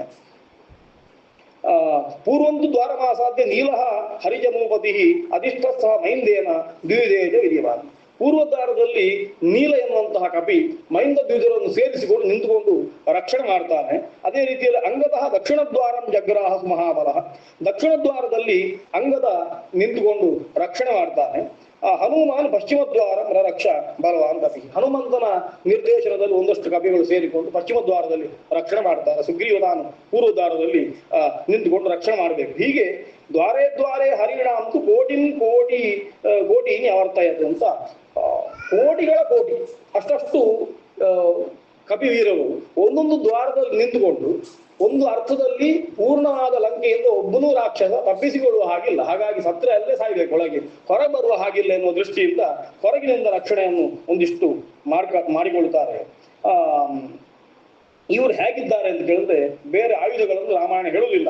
ವಾಮರೈಹಿ ಬಲವದ್ ಬಿಶ್ಚ ಬಭುವ ಧ್ರುವಪಾಣಿಭಿ ಸರ್ವತಃ ಸಮೃದ್ಧಾಲಂಕ ದುಷ್ಪ್ರವೇಶ ಅಪಿ ವಾಯುನ. ಹೇಗೆ ಅಂತ ಹೇಳಿದ್ರೆ ಗಾಳಿ ಒಳ ಹೋಗ್ಲಿಕ್ಕಿಲ್ಲ, ಅಷ್ಟು ಅವ್ರು ರಕ್ಷಣೆ ಮಾಡಿದ್ರಂತೆ. ಕೈಯಲ್ಲಿ ಎಂತ ಉಂಟು ಅಂತ ಕೇಳಿದ್ರೆ ಬೇರೆ ಆಯುಧಗಳಂತ ಇರಲಿಲ್ಲ, ಕಲ್ಲು, ಪರ್ವತದ ಕೋಡುಗಳು, ಆಮೇಲೆ ಮರಗಳು, ದೊಡ್ಡ ದೊಡ್ಡ ವೃಕ್ಷಗಳು, ಅದನ್ನೇ ಎತ್ತಿ ಹೊಡಿತಾ ಇದ್ದದ್ದು. ಹಾಗಾಗಿ ಅವುಗಳನ್ನು ಅವ್ರು ಹಿಡ್ಕೊಂಡು ರಕ್ಷಣೆ ಮಾಡ್ತಾ ಇದ್ದಾರೆ. ಇಷ್ಟಾಗುವಾಗ ರಾಮನಿಗೆ ಒಂದು ಬಾರಿ ಆಲೋಚನೆ ಬರ್ತದೆ. ವಿಭೀಷಣ ಹತ್ರ ಮಾತಾಡ್ತಾನೆ, ಒಂದು ಬಾರಿ ಶತ್ರುವಿಗೆ ತಿಳಿಸುವ, ನಮ್ಮಲ್ಲೊಂದು ಕೊಲ್ಲುವುದಕ್ಕಿಂತ ಮೊದಲು ಹೇಳಬೇಕು ಅಂತ ಉಂಟು, ಹಾಗಾಗಿ ಸಾರಿ ಕೊಲ್ಲುವುದು ಅಂತ. ಅದೇ ರೀತಿಯಲ್ಲಿ ಬೆಂಕಿ ಹಾಕುವುದಕ್ಕಿಂತ ಮೊದಲು ಒಂದ್ಸತಿ ಹೇಳಿ ಬೆಂಕಿ ಹಾಕಬೇಕು ಅಂತ ಉಂಟು. ನಮ್ಮಲ್ಲಿ ತೂಟಾಣಿಗೆ ಬೆಂಕಿ ಹಾಕುವಾಗ ಕೂಡ ನಾಳೆ ಬೆಂಕಿ ಹಾಕ್ತೇನೆ ಅಂತ ಹೇಳಿ ಮರು ದಿವಸ ಬೆಂಕಿ ಹಾಕ್ಬೇಕು ಅಂತ. ಯಾಕೆಂತಂದ್ರೆ ಅದಕ್ಕೆ ಅದರಲ್ಲಿರುವಂತಹ ಸರೀಸೃಪಗಳೆಲ್ಲ ಇದ್ರೆ ಅವುಗಳು ಹರಿದು ಹೋಗ್ಬೇಕು ಅಂತ, ಹಾಗೆ ಒಂದ್ಸತಿ ಹೇಳಬೇಕು ಅಂತ. ಹಾಗೆ ಹೇಳಲಿಕ್ಕೋಸ್ಕರ ಕಳಿಸ್ತಾನೆ. ವಿಭೀಷಣಸ್ಯ ಅನುಮತೆ ರಾಜಧರ್ಮ ಮನುಸ್ಮರನ್. ರಾಮ ಕಳಿಸಿದ್ದಕ್ಕೆ ಕಾರಣ ಏನು ಅಂತಂದ್ರೆ ವಿಭೀಷಣ ಹತ್ರ ಮಾತಾಡಿ ರಾಜಧರ್ಮ ಮನುಸ್ಮರನ್ ಅಂತ. ಹೆಜ್ಜೆ ಹೆಜ್ಜೆಯಲ್ಲೂ ಕೂಡ ಧರ್ಮವನ್ನು ಮೀರಿ ರಾಘವ ನಡೆಯುವುದಿಲ್ಲ ಅಂತ ತೋರಿಸಿಕೊಡ್ತಾನೆ. ಒಂದು ಬಾರಿ ನೆನಪು ಮಾಡಿಕೊಡ್ತಾನೆ, ಅಂದ್ರೆ ರಾಜಧರ್ಮ ಉಂಟು, ಸತ್ಯ ಹೇಳುವ, ಆಮೇಲೆ ಏನಾಗ್ತದೆ ಆಗಲಿ ಅಂತ ಹೇಳಿ ಅಂಗದಂ ವಾದಿತನಯಂ ಸಮಾಹೂಯತಂ ಅಬ್ರವೀತ್ ಗತ್ವಾ ಸೌಮ್ಯ ದಶಗ್ರೀವಂ ಬ್ರೂಹಿ ಮಧ್ವಚನಾತ್ ಕಪೆ. ಇಷ್ಟು ಹೋಗಿ ಹೇಳು ಅಂತ ಅಂಗದವನ್ನು ಕರೀತಾನೆ. ನಮ್ಮ ಮಾತಿಂದ ನಾನು ಹೇಳಿದ ವಿಚಾರಗಳನ್ನು ಅವನಿಗೆ ರಾವಣನಿಗೆ ಒಂದಿಷ್ಟು ತಿಳಿಸು. ಏನ್ ಮಾಡ್ಬೇಕು ಅಂತ ಕೇಳಿದ್ರೆ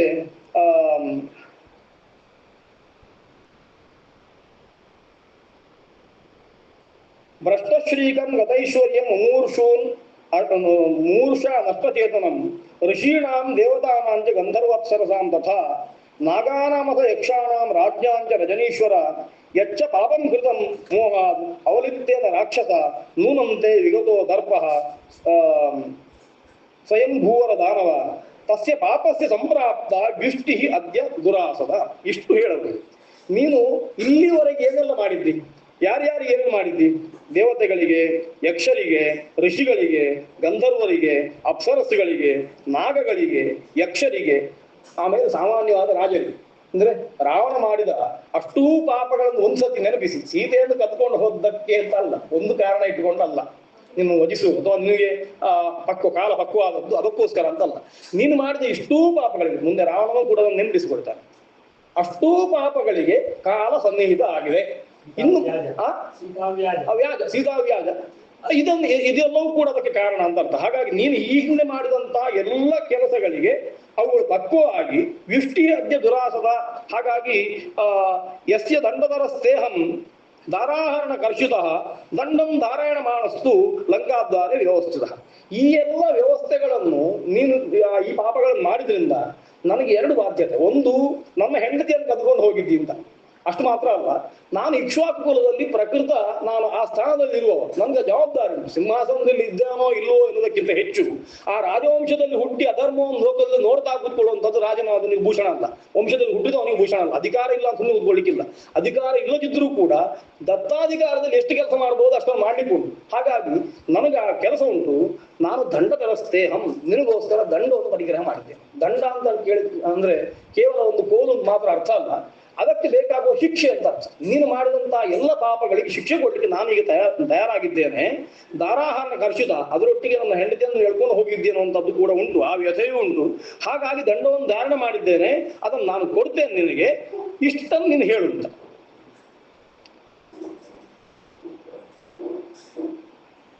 ಆಮೇಲೆ ಇನ್ನೂ ಒಂದು ಮಾತನ್ನು ಹೇಳ್ತಾನೆ. ಇಲ್ಲ, ನಾನು ಸಿಟ್ಟುಕೊಂಡ್ರೆ ಅರಾಕ್ಷಸಮಿಮಂ ಲೋಕಂ ಕರ್ತಾಸ್ಮಿ ನಿಷಿಧೈಶ್ವರೈ, ನನ್ನ ತೀಕ್ಷ್ಣವಾದಂತಹ ಬಾಣಗಳಿಂದ ಇಡೀ ಈ ಲಂಕೆಯನ್ನು ಅರಾಕ್ಷಸವನ್ನಾಗಿ ಮಾಡದಲ್ಲೇ ಬೇಕಾದ. ಆದರೆ ನೀನೇನಾದ್ರೂ ಒಳ್ಳೆ ಮನಸ್ಸು ಮಾಡಿ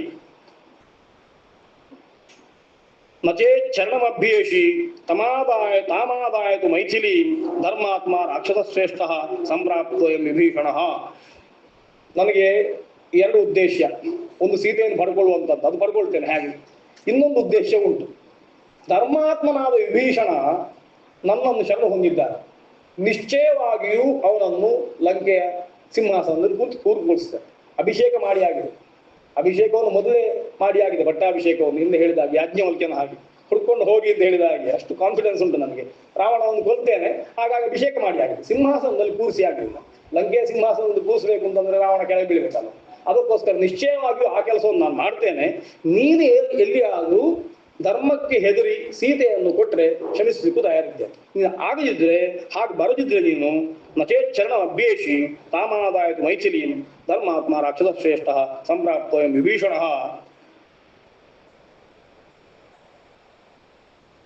ಲಂಕೈಶ್ವರ್ಯಂ ಇದಂ ಶ್ರೀಮಾನ್ ಧ್ರುವಂ ಪ್ರಾಪ್ನೋತಿ ಅಕಂಟಕ. ಹಾಗಾಗಿ ಲಂಕೆಯ ಪೂರ್ಣವಾದ ಐಶ್ವರ್ಯವನ್ನು ವಿಭೀಷಣನೇ ಧ್ರುವವಾಗಿ ನಿಶ್ಚಯವಾಗಿ ಹೊಂದ್ತಾನೆ. ಹಾಗೆ ನಾನು ಮಾಡಬೇಕು. ಇಷ್ಟೊಂದು ಹೇಳು ಅಂತ ಅಂಗದನಿಗೆ ಹೇಳಿ ಅವನು ಕಳಿಸ್ತಾನೆ. ಅಂಗದ ನೇರವಾಗಿ ಪ್ರವೇಶ ಮಾಡ್ತಾನೆ ಲಂಕೆಯನ್ನು ಪ್ರವೇಶ ಮಾಡಿ ರಾವಣನ ಆಸ್ಥಾನಕ್ಕೆ ಪ್ರವೇಶ ಮಾಡ್ತಾನೆ. ಅಲ್ಲಿ ಇಷ್ಟು ವಚನಗಳನ್ನು ರಾಮ ಏನು ಹೇಳಿದ್ದಾನೆ, ಸರ್ವಂ ಅನ್ಯೂನಾಧಿಕಮುತ್ತಮಂ. ಹೇಗೆ ಹೇಳಿದ ಅಂತ ಕೇಳಿದ್ರೆ, ರಾಮ ಹೇಳಿದ ಎಲ್ಲವನ್ನೂ ಹೇಳಿದ, ಯಾವುದೇ ಒಗ್ಗರಣೆ ಹಾಕಲಿಲ್ಲ. ನಮ್ಮ ಹಾಗೆ ಅಂದ್ರೆ ಅನುಕ್ತವಾದ್ದನ್ನು ಯಾವುದನ್ನು ಹೇಳಿಲ್ಲ, ಹೇಳಬೇಕಾದ್ದನ್ನು ಎಲ್ಲವನ್ನೂ ಹೇಳಿದ. ಹಾಗಾಗಿ ಅನ್ಯೂನ ಅನಧಿಕ, ಹಾಗಾಗಿ ಯಾವುದು ಕಮ್ಮಿ ಹೆಚ್ಚು ಅಂತ ಇಲ್ಲದೆ ರಾಮ ಎಷ್ಟು ಹೇಳಿದ್ದಾನೆ ಅಷ್ಟು ಹೇಳಿ ಬಂದಿದ್ದಾನೆ. ದೂತನ ಪ್ರಧಾನವಾದ ಕರ್ತವ್ಯಗಳು. ದೂತನಿಗೆ ಒಂದು ಲಿಮಿಟೇಷನ್ ಉಂಟು, ಇಷ್ಟೇ ಮಾತಾಡಬೇಕು ಅಂತ. ಹಾಗಾಗಿ ದೂತ ಯಾವತ್ತೂ ಕೂಡ ಸ್ವಾಮಿ ಅಲ್ಲ. ಅವನ ಯಾವುದೇ ಪೌರುಷವನ್ನು ತೋರಿಸ್ಲಿಕ್ಕಿಲ್ಲ. ಅವ ನಮ್ರನಾಗಿಯೇ ಇರಬೇಕು. ಅವನ ಕರ್ತವ್ಯ ಅಷ್ಟು ಮಾತ್ರ ಮಾಡ್ಬೇಕು ಅಷ್ಟೇ ಹೊರತು ಕೆಲವು ಬಾರಿ ಏನಾಗ್ತದೆ ಅಂತಂದ್ರೆ, ದೂತರಾಗಿ ಹೋದವರು, ಯಾರೋ ಒಬ್ರು ಕಳಿಸಿ ಹೋದವರು, ನಾವೇ ಆ ಕೆಲಸ ಮಾಡ್ತೇವೆ ಅಂತ ತಿಳ್ಕೊಂಡು ಎದುರಿರುವವರು ಕೂಡ ನಮ್ಮ ಲೆವೆಲ್ನಲ್ಲಿ ನಿಲ್ಲಿಸಿ ಮಾತಾಡುವ ಒಂದು ವ್ಯವಸ್ಥೆ ಉಂಟು.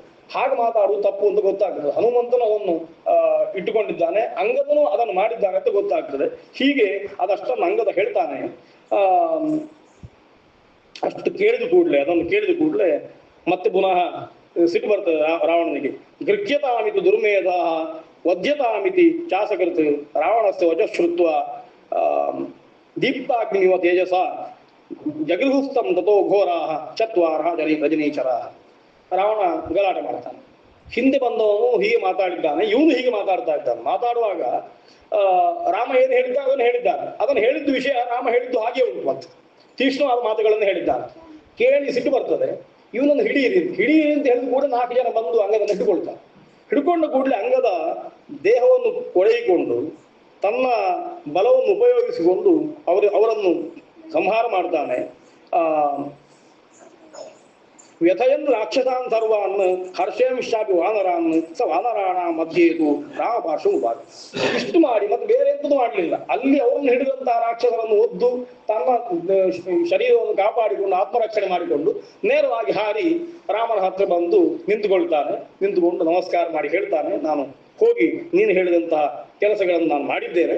ಆಮೇಲೆ ಮತ್ತೇನ್ ಮಾಡಿದ ಕೇಳಿದ್ರೆ, ಸತು ದ್ವಾರಾಣ ಸಂಯಮ್ಯ ಸುಗ್ರೀವಚನಾತ್ ಕಪಿ. ತನ್ನ ಕೆಲಸ ಆದ್ಮೇಲೆ ತನ್ನ ಯಾವ ದ್ವಾರ ಉಂಟು ಆ ಪಶ್ಚಿಮ ದ್ವಾರದಲ್ಲಿ ನಿಂತುಕೊಳ್ತಾನೆ.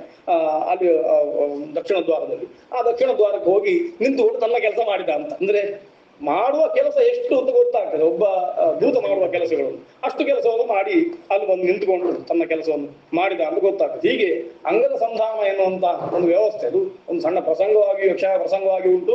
ಸ್ವಲ್ಪ ವ್ಯತ್ಯಾಸ ಮಾಡಿಕೊಂಡಿದ್ದಾರೆ. ಪ್ರಹಸ್ತ ಮಾತಾಡ್ತಾನೆ ಮೊದಲಿಗೆ, ಆಮೇಲೆ ರಾವಣ ಮಾತಾಡ್ತಾನೆ ಅಂತ. ಇಲ್ಲಿ ಹಾಗೆ ಇಲ್ಲ.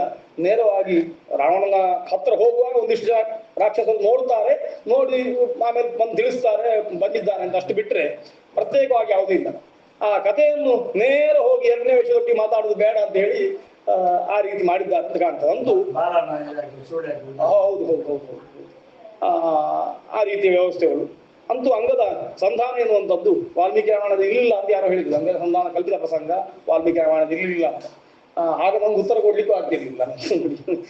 ಅಂಗದ ಸಂಧಾನ ಉಂಟು, ಆದ್ರೆ ಅದು ಅದರ ಮಿತಿಯಲ್ಲಿ ಉಂಟು ಗೊತ್ತಾಗ್ತದೆ. ಅಷ್ಟು ಆ ಕೆಲಸ ನಾವು ಮಾಡ್ತಾರೆ. ಆಮೇಲೆ ಸುಗ್ರೀವರು ಕಡಬುಡ್ನೇಕ್ ಪಂಡೆ ಈ ಚಪ್ಪರಗ ಅವನಿತ್ತು ಪಂಡೆ ಆಯ್ ಮತ್ತೆ ಕಡೆಕ್ ಎರನ್ ಕಡಬುಡ್ಪುಣ ಅಂತ ಬಂದ ಪ್ರಶ್ನೆ ಬಂದಾಗ ಅಂಗದ ನಾಯಿ ಆಯ್ಕೆ ಅಂಗದಿ ಬೋರ್ಡ್ ಪಂಡ್ಪುಣಿದ್ನು ದೃಷ್ಟಿ ಮುಂದೆ ಸುಗ್ರೀವನ ಸ್ಥಾನಕ್ಕೆ ಬರೋನಾಗಿ ಹೌದು ಸ್ಥಾನ ಕೊಟ್ಟರೆ ನಡೀತು. ಯಾಕಂದ್ರೆ ಹಿಂದೆ ಸಮುದ್ರ ಹಾರ್ಲಿಕ್ಕೆ ಹೇಳುವಾಗ ಆ ಗುಂಪಿಗೆ ಅಂಗದ ನಾಯಕನಾಗಿರ್ತಾನೆ, ಹನುಮಂತನ ಗುಂಪಿಗೆ. ಆಗ ಅವನು ಮತ್ತೆ ಹೇಳಿದಾಗ ಜಾಂಬವಂತ ಗೋಲಾಂಗುಲಾಧಿಪತಿ ಅಂತ ಕರೆದು ನೀನು ಹೋಗ್ಬಾರ್ದು, ನಾನು ಹನುಮಂತನನ್ನು ಮಾತಾಡಿಸಿ ಕಳಿಸ್ತೇನೆ ಅಂತ ಅವನನ್ನು ಕಳಿಸ್ತೇನೆ. ಅವ್ರು 3 ಯೋಜನೆ ಅದು ಗೊತ್ತಿಲ್ಲ ಅಂತ ಹೇಳ್ತೇನೆ. ಆದ್ರೂ ನೀನು ಹೋಗ್ಬೇಡ, ನೀನ್ ನಾಯಕನಾಗಿ ಬೇಕು. ಹನುಮಂತ ಹೋಗಿ ಬರ್ತಾರೆ, ನಮ್ಗೆ ಎರಡು ಮುಖ್ಯ, ನಾಯಕನ ಉಳಿಸ್ಕೋಬೇಕು, ಬೇರೆಯವರಿಂದ ಕಾರ್ಯ ಆಗ್ಬೇಕು ಅಂತ ಹೇಳ್ತಾನೆ. ಆಗ್ಬಹುದು ಅಂತ ಅದನ್ನ ಹನುಮಂತ ಹೇಳಿರ್ತಾನೆ ಕೂಡ. ಅವರಲ್ಲೇ ಒಂದು ಸಣ್ಣ ಗಲಾಟೆ ಆಗುತ್ತೆ ಕಿಷ್ಕಿಂಧ ಕಾಂಡದಲ್ಲಿ. ನಾವು ಬೇರೆನೆ ಮಾಡಿಬಿಡೋಣ ಅಂತ ಅಂಗದನ ಒಂದು ಟೀಮ್ ಬೇರೆ ಆಗುತ್ತೆ. ಆಗ ಇದನ್ನೇ ಹೇಳ್ತಾರೆ, ನೀನು ಸುಗ್ರೀವ ಇನ್ನು ಮಕ್ಕಳನ್ನ ಮಾಡ್ಕೊಂಡಿಲ್ಲ, ನೀನೇ ಮುಂದೆ ನಾಯಕ ಅಂತ ನಿನ್ನನ್ನೇ ಅಭಿಷೇಕ ಮಾಡ್ತಾನೆ ಅಂತ ಅದನ್ನ ನೀನ್ ಮಾಡು ತಪ್ಪು ಅಂತ ತಿಳಿಸ್ತಾನೆ. ಆಮೇಲೆ ಅಂಗದ ಸುಗ್ರೀವನೊಟ್ಟಿಗೆ ಪೂರ್ತಿ ನಿಷ್ಠನಾಗಿ ಬರುವಂತದ್ದು. ಇಲ್ಲಿಯೂ ಕೂಡ ಅದಕ್ಕೆ ಪೂರ್ವದಲ್ಲಿ ಹೇಳುವಾಗ ಅಂಗದನ್ನು ಯಾಕೆ ಕಳಿಸಿದ ಎನ್ನುವುದಕ್ಕೆ ಸ್ಪಷ್ಟವಾದ ಕಾರಣ ಅಲ್ಲದಿದ್ರೂ ಕೂಡ ರಾಮ ಒಂದಿಷ್ಟು ಆಲೋಚನೆ ಮಾಡ್ತಾನೆ ಅಂತ. ಎಲ್ಲ ಕಡೆಯಿಂದ ಅದು ಸೈನ್ಯ ಗಟ್ಟಿಯಾಗಿ ಲಂಕೆಯನ್ನು ಹಿಡ್ಕೊಂಡ ಮೇಲೆ ರಾಘವ ಸನ್ನಿವೇಶ ಏವಂ ಸ್ವಸೈನ್ಯಂ ರಕ್ಷಸಾಂ ವಧೆ ಸಂಮಂತ್ರಿ ಮಂತ್ರಿಭಿಸ್ಸಾರ್ಧನ್ ನಿಶ್ಚಿತ್ಯ ಪುನಃ ಪುನಃ ಅಂತ ಎಷ್ಟು ಶಬ್ದಗಳನ್ನು ಹಾಕಿದ್ದಾರೆ. ಮಂತ್ರಿಗಳ ಒಟ್ಟಿಗೆ ಎಲ್ಲ ಒಂದ್ಸತಿ ಆಲೋಚನೆ ಮಾಡ್ತಾರೆ, ಏನ್ ಮಾಡ್ಬೋದು ಅಂತ ಮತ್ತೆ ನಿಶ್ಚಯ ಮಾಡಿ ಅಂಗವನ್ನು ಕಳಿಸ್ತಾರೆ. ಒಮ್ಮೆಲೆ ಕಳಿಸಿದ ಅಂತ ಅರ್ಥ ಅಲ್ಲ. ನಿಶ್ಚಿತ್ಯಜ ಪುನಃ ಅಂತ ನಮ್ಮಂತ್ರಿ ಮಂತ್ರಿಭಿಸ್ಸಾರ್ಧಂ ನಿಶ್ಚಿತ್ಯಜ ಪುನಃ ವಿಚಾರ ಮಾಡಿ ಆಮೇಲೆ ಮತ್ತೆ ವಿಭೀಷಣಸ್ಯ ಅನುಮತೆ ರಾಜಧರ್ಮ ಮಹೋತ್ಸವರನ್ನು ಅಂಗದನ್ನು ವಾಲಿತನಯಂ ಅಂತ ಕಳಿಸಿದ್ದು ಅಂತ. ಹಾಗೆ ಸುಮ್ಮನೆ ಕಳಿಸಿದ್ದಲ್ಲ, ಒಂದಿಷ್ಟು ಆಲೋಚನೆ ಮಾಡಿ ಕಳಿಸಿದ್ದು ಅಂತ. ಅಂಗದನ ಸಾಮರ್ಥ್ಯವನ್ನು ಒಂದು ತೋರಿಸಬೇಕು ಎನ್ನುವಂತ ವ್ಯವಸ್ಥೆ ಇರ್ಬೋದು. ಹಿಂದೆ ಯಾರೆಲ್ಲ ಹಾರಬಲ್ಲರು ಅಂತ ವಿಚಾರ ಮಾಡುವ ಹೊತ್ತಿಗೂ ಕೂಡ ಅಂಗದನ ಹೆಸರು ಬಂದಿರ್ತದೆ. ನಾನು ಹಾರ್ತೇನೆ, ಹಿಂದಿರುಗಿ ಬರ್ತೇನೆ ಇಲ್ಲೋ ಗೊತ್ತಿಲ್ಲ ಅಂತ ಅವ ಹೇಳಿರ್ತಾನೆ. ಹಾಗಾಗಿ ಅವ ಹಾರ್ತಾನೆ. ಆ ದೃಷ್ಟಿಯಿಂದ ಅವನನ್ನು ಕಳಿಸಿದ್ದು ಗೊತ್ತಾಗ್ತದೆ. ಅಂತೂ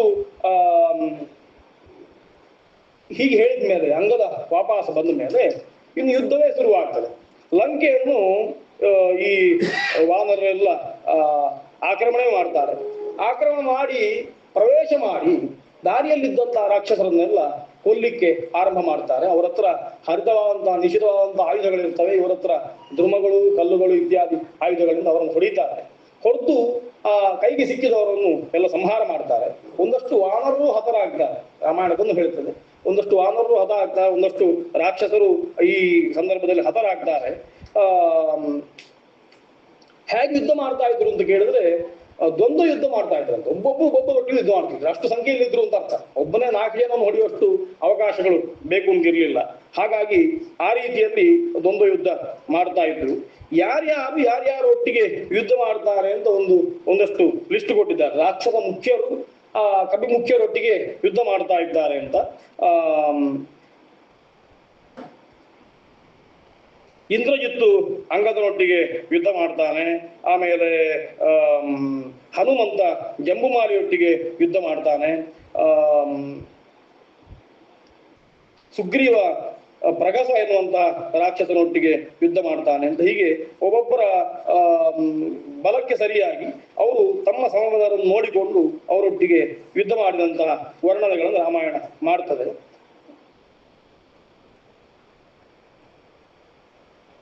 ಇನ್ನು ಅನೇಕ ಆಯುಧಗಳನ್ನೆಲ್ಲ ಉಪಯೋಗ ಮಾಡಿಕೊಂಡು ಯುದ್ಧ ಮಾಡಿದ ವರ್ಣನೆ ಹೇಳ್ತಾ ಕೊನೆಗೆ ಕೇವಲ ಮರಗಳು ಕಲ್ಲುಗಳಲ್ಲ, ಕೈಗೆ ಸಿಕ್ಕಿದ್ದನ್ನೆಲ್ಲ ಅದರಿಂದೆಲ್ಲ ಪ್ರಹಾರ ಮಾಡ್ಲಿಕ್ಕೆ ಶುರು ಮಾಡಿದ್ರು ಅಂತ. ಕೆಲವು ರಾಕ್ಷಸರು ರಥವನ್ನೆಲ್ಲ ಏರಿ ಬಂದಿದ್ದಾರೆ.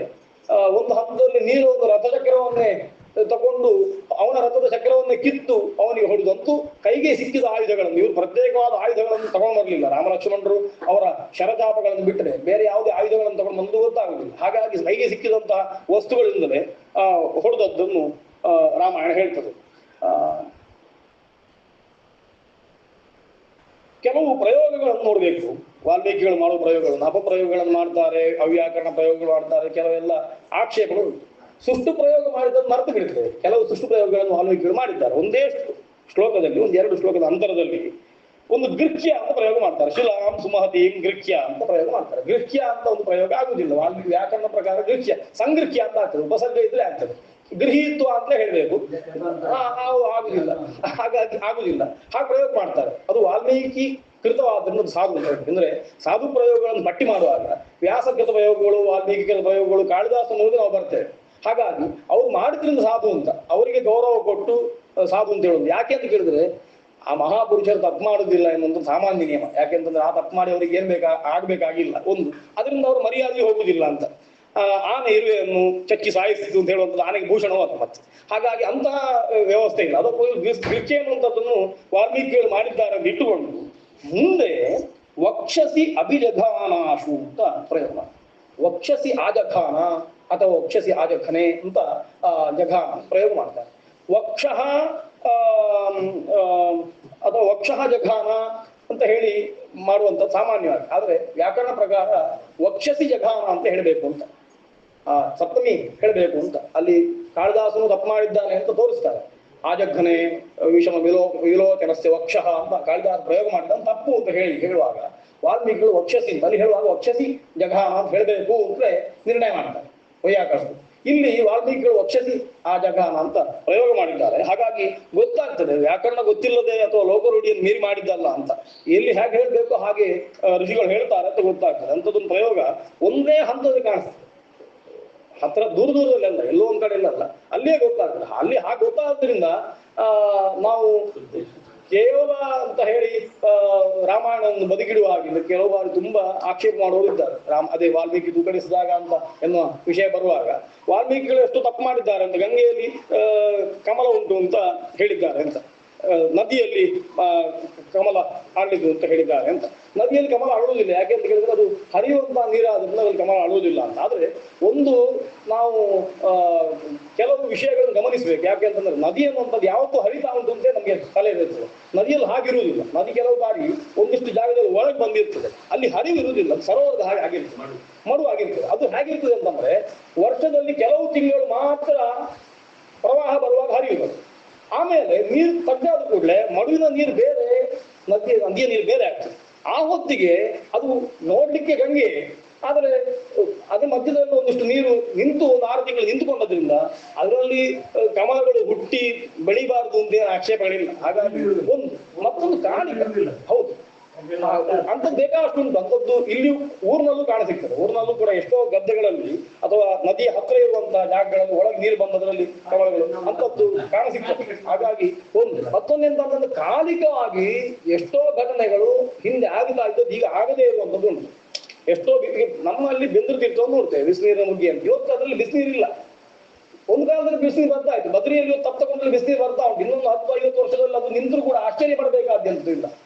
ಹಾಗೆ ಕಾಲಿಕವಾಗಿ ಅದು ಇರ್ಬಹುದು, ಆಮೇಲೆ ಅದು ಇಲ್ಲದೆ ಇರ್ಬಹುದು. ಎಷ್ಟೋ 1000 ವರ್ಷಗಳ ಹಿಂದೆ ಆದಂತ ಒಂದು ವ್ಯವಸ್ಥೆ ಇಟ್ಟುಕೊಂಡು ನಮ್ಮ ಕಾಲದಲ್ಲಿ ಮಾಡುವ ಆಕ್ಷೇಪಗಳು ಸಾಧು ಅಲ್ಲ ಅಂತ ಕಾಣ್ತದೆ. ಆ ದೃಷ್ಟಿಯಿಂದ ಮರ್ತೋಗ್ತದೆ ಅಲ್ಲ, ಘಟನೆ ಅದು ಮತ್ತೆ ಲೋಕದಲ್ಲಿ ಅದು ಇಲ್ಲ ಅಂತ ಆಗಿರ್ತದೆ. ಸಣ್ಣ ಉದಾಹರಣೆ ಹೇಳ್ತೇನೆ. ಫ್ಲಾಪಿ ಡಿಸ್ಕ್ ಮತ್ತು ಪೇಜರ್ ಇತ್ತು ಸಾಧಾರಣ. ಇವತ್ತು ಅದು ಇಲ್ಲ, ಅಂದ್ರೆ ಅದು ಅಗತ್ಯವೂ ನಮಗಿಲ್ಲ. ಅದು ಇತ್ತು ಅಂತ ಹೇಳಿದ್ರೆ ಯಾರೋ ನಗಾಡ್ತಾರೆ. ಅಂದ್ರೆ ನಮ್ಮ ಕಾಲದಲ್ಲಿ ಒಂದು ಬಂದು ಹೋಗಿ ಆಯ್ತು, ಹುಟ್ಟಿಯೂ ಆಯ್ತು, ಅದರ ವೈಭವ ಪ್ರದರ್ಶನವಾಯ್ತು, ದೊಡ್ಡ ಒಂದು ಬಣ್ಣದ ವೇಷ ಬಂದು ಹೋದಾಗ. ಅಂದ್ರೆ ಬಂತು ಪರಾಕ್ರಮ ಪ್ರದರ್ಶನ ಮಾಡಿದ್ದು ಮತ್ತೆ ಹೆಸರೇ ಇಲ್ಲದ ಹಾಗೆ ಆಯ್ತು. ಅಂದ್ರೆ ಆ ಕೆಲಸವನ್ನು ಮಾಡುವಾಗ ಅದಕ್ಕಿಂತ ಜಾಸ್ತಿ ವಸ್ತುಗಳನ್ನು ಇಟ್ಟುಕೊಳ್ಳುವ ಒಂದಷ್ಟು ವಸ್ತುಗಳು ಬಂದ ಮೇಲೆ ಅದಕ್ಕೆ ಸ್ಥಾನ ಇಲ್ಲ ಅಂತ ಅದ ಹಾಗೆ ಅಂತದ್ದು ಬೇಕಾದಷ್ಟು ಬರ್ಬೋದು ಅಂತ ಕಾಣ್ತದೆ. ಹೀಗೆ ಯುದ್ಧ ಆರಂಭ ಆಯ್ತು. ಆಮೇಲೆ ಒಬ್ಬೊಬ್ಬರೊಬ್ಬರನ್ನು ಸೋಲಿಸಿದ್ರು ಅಂತ. ಇಂದ್ರಜಿತು ತುಂಬಾ ಪರಾಕ್ರಮಶಾಲಿ. ಅವ ಒಂದಷ್ಟು ಕೆಲಸಗಳನ್ನು ಮಾಡಿದ್ದ. ಮೊದಲು ಏನಾಗ್ತದೆ ಅಂತಂದ್ರೆ ಅಂಗದನೊಟ್ಟಿಗೆ ಇಂದ್ರಜಿತು ಯುದ್ಧ ಮಾಡ್ತಾರೆ. ಈ ಹಿಂದೆ ಹೇಳಿದ ಹಾಗೆ ಅವರಿಬ್ರು ಮಲ್ಲ ಯುದ್ಧ ಮಾಡ್ತಾರೆ, ಬಾಹು ಯುದ್ಧ ಮಾಡ್ತಾರೆ. ಒಂದು ಹಂತದಲ್ಲಿ ಇಂದ್ರಜಿತ್ ಸೋಲ್ತಾರೆ. ಸೋಲು ಎನ್ನುವಂಥದ್ದು ಮಾಮೂಲು ಆಗುವಂಥದ್ದು. ಅಂದ್ರೆ ಒಂದೇ ಬಾರಿ ಸೋತ ಅಂತಂದ್ರೆ ಪೂರ್ತಿ ಸೋತ ಅಂತ ಅರ್ಥ ಅಲ್ಲ. ಅವನ ಶಸ್ತ್ರ ಸಂಘಾತಗಳು ಖಾಲಿ ಆದ ಕೂಡಲೇ ಅವ ಹಿಂದೆ ಹೋಗ್ತಾನೆ ಯುದ್ಧದಿಂದ. ಬೆನ್ನು ಹಾಕುದಿಲ್ಲ ಅಂತ ಅಷ್ಟೇ, ರಥವನ್ನೇ ಹಿಂತಕೊಂಡು ಹೋಗ್ತಾರೆ. ಅಂತೂ ಅವ್ರು ಅಲ್ಲಿಂದ ಒಂದು ಕ್ಷಣದಲ್ಲಿ ಮಾಯ ಆಗ್ತಾರೆ. ಪುನಃ ಒಂದಿಷ್ಟು ಶಸ್ತ್ರಗಳನ್ನು ಸಂಪಾದನೆ ಮಾಡ್ಕೊಂಡು ಮತ್ತೆ ಬರ್ತಾರೆ. ಹಾಗಾಗಿ ಇಂಥದ್ದು ಅಲ್ಲಲ್ಲಿ ರಾಮಾಯಣದಲ್ಲಿ ಕಾಣ್ತದೆ. ಯುದ್ಧ ಆಯ್ತು, ಆಮೇಲೆ ಯಾರು ಸೋತ್ರು ಯಾರು ಗೆದ್ರು ಅಂತ ಗೊತ್ತಾಗುದಿಲ್ಲ. ಇಲ್ಲಿಯೂ ಪರಾಜಯ ಆಗ್ತದೆ. ಅಂಗದ ಹೊಡಿತಾನೆ ಇಂದ್ರಜಿತುವಿಗೆ, ಒಂದು ಬಾರಿ ಸರಿ ಬೆಟ್ಟು ತಿಂದು ಇಂದ್ರಜಿತ್ ಸೋಲ್ತಾನೆ ಅಂತಂದು ಕೂಡಲೇ ಅವನು ದೊಡ್ಡ ಕೆಲಸ ಮಾಡಿಬಿಡ್ತಾನೆ. ಹೀಗೆ ಇಂದ್ರಜಿತು ಅಂಗದಿಂದ ಸೋತ ಮೇಲೆ ಮತ್ತೆ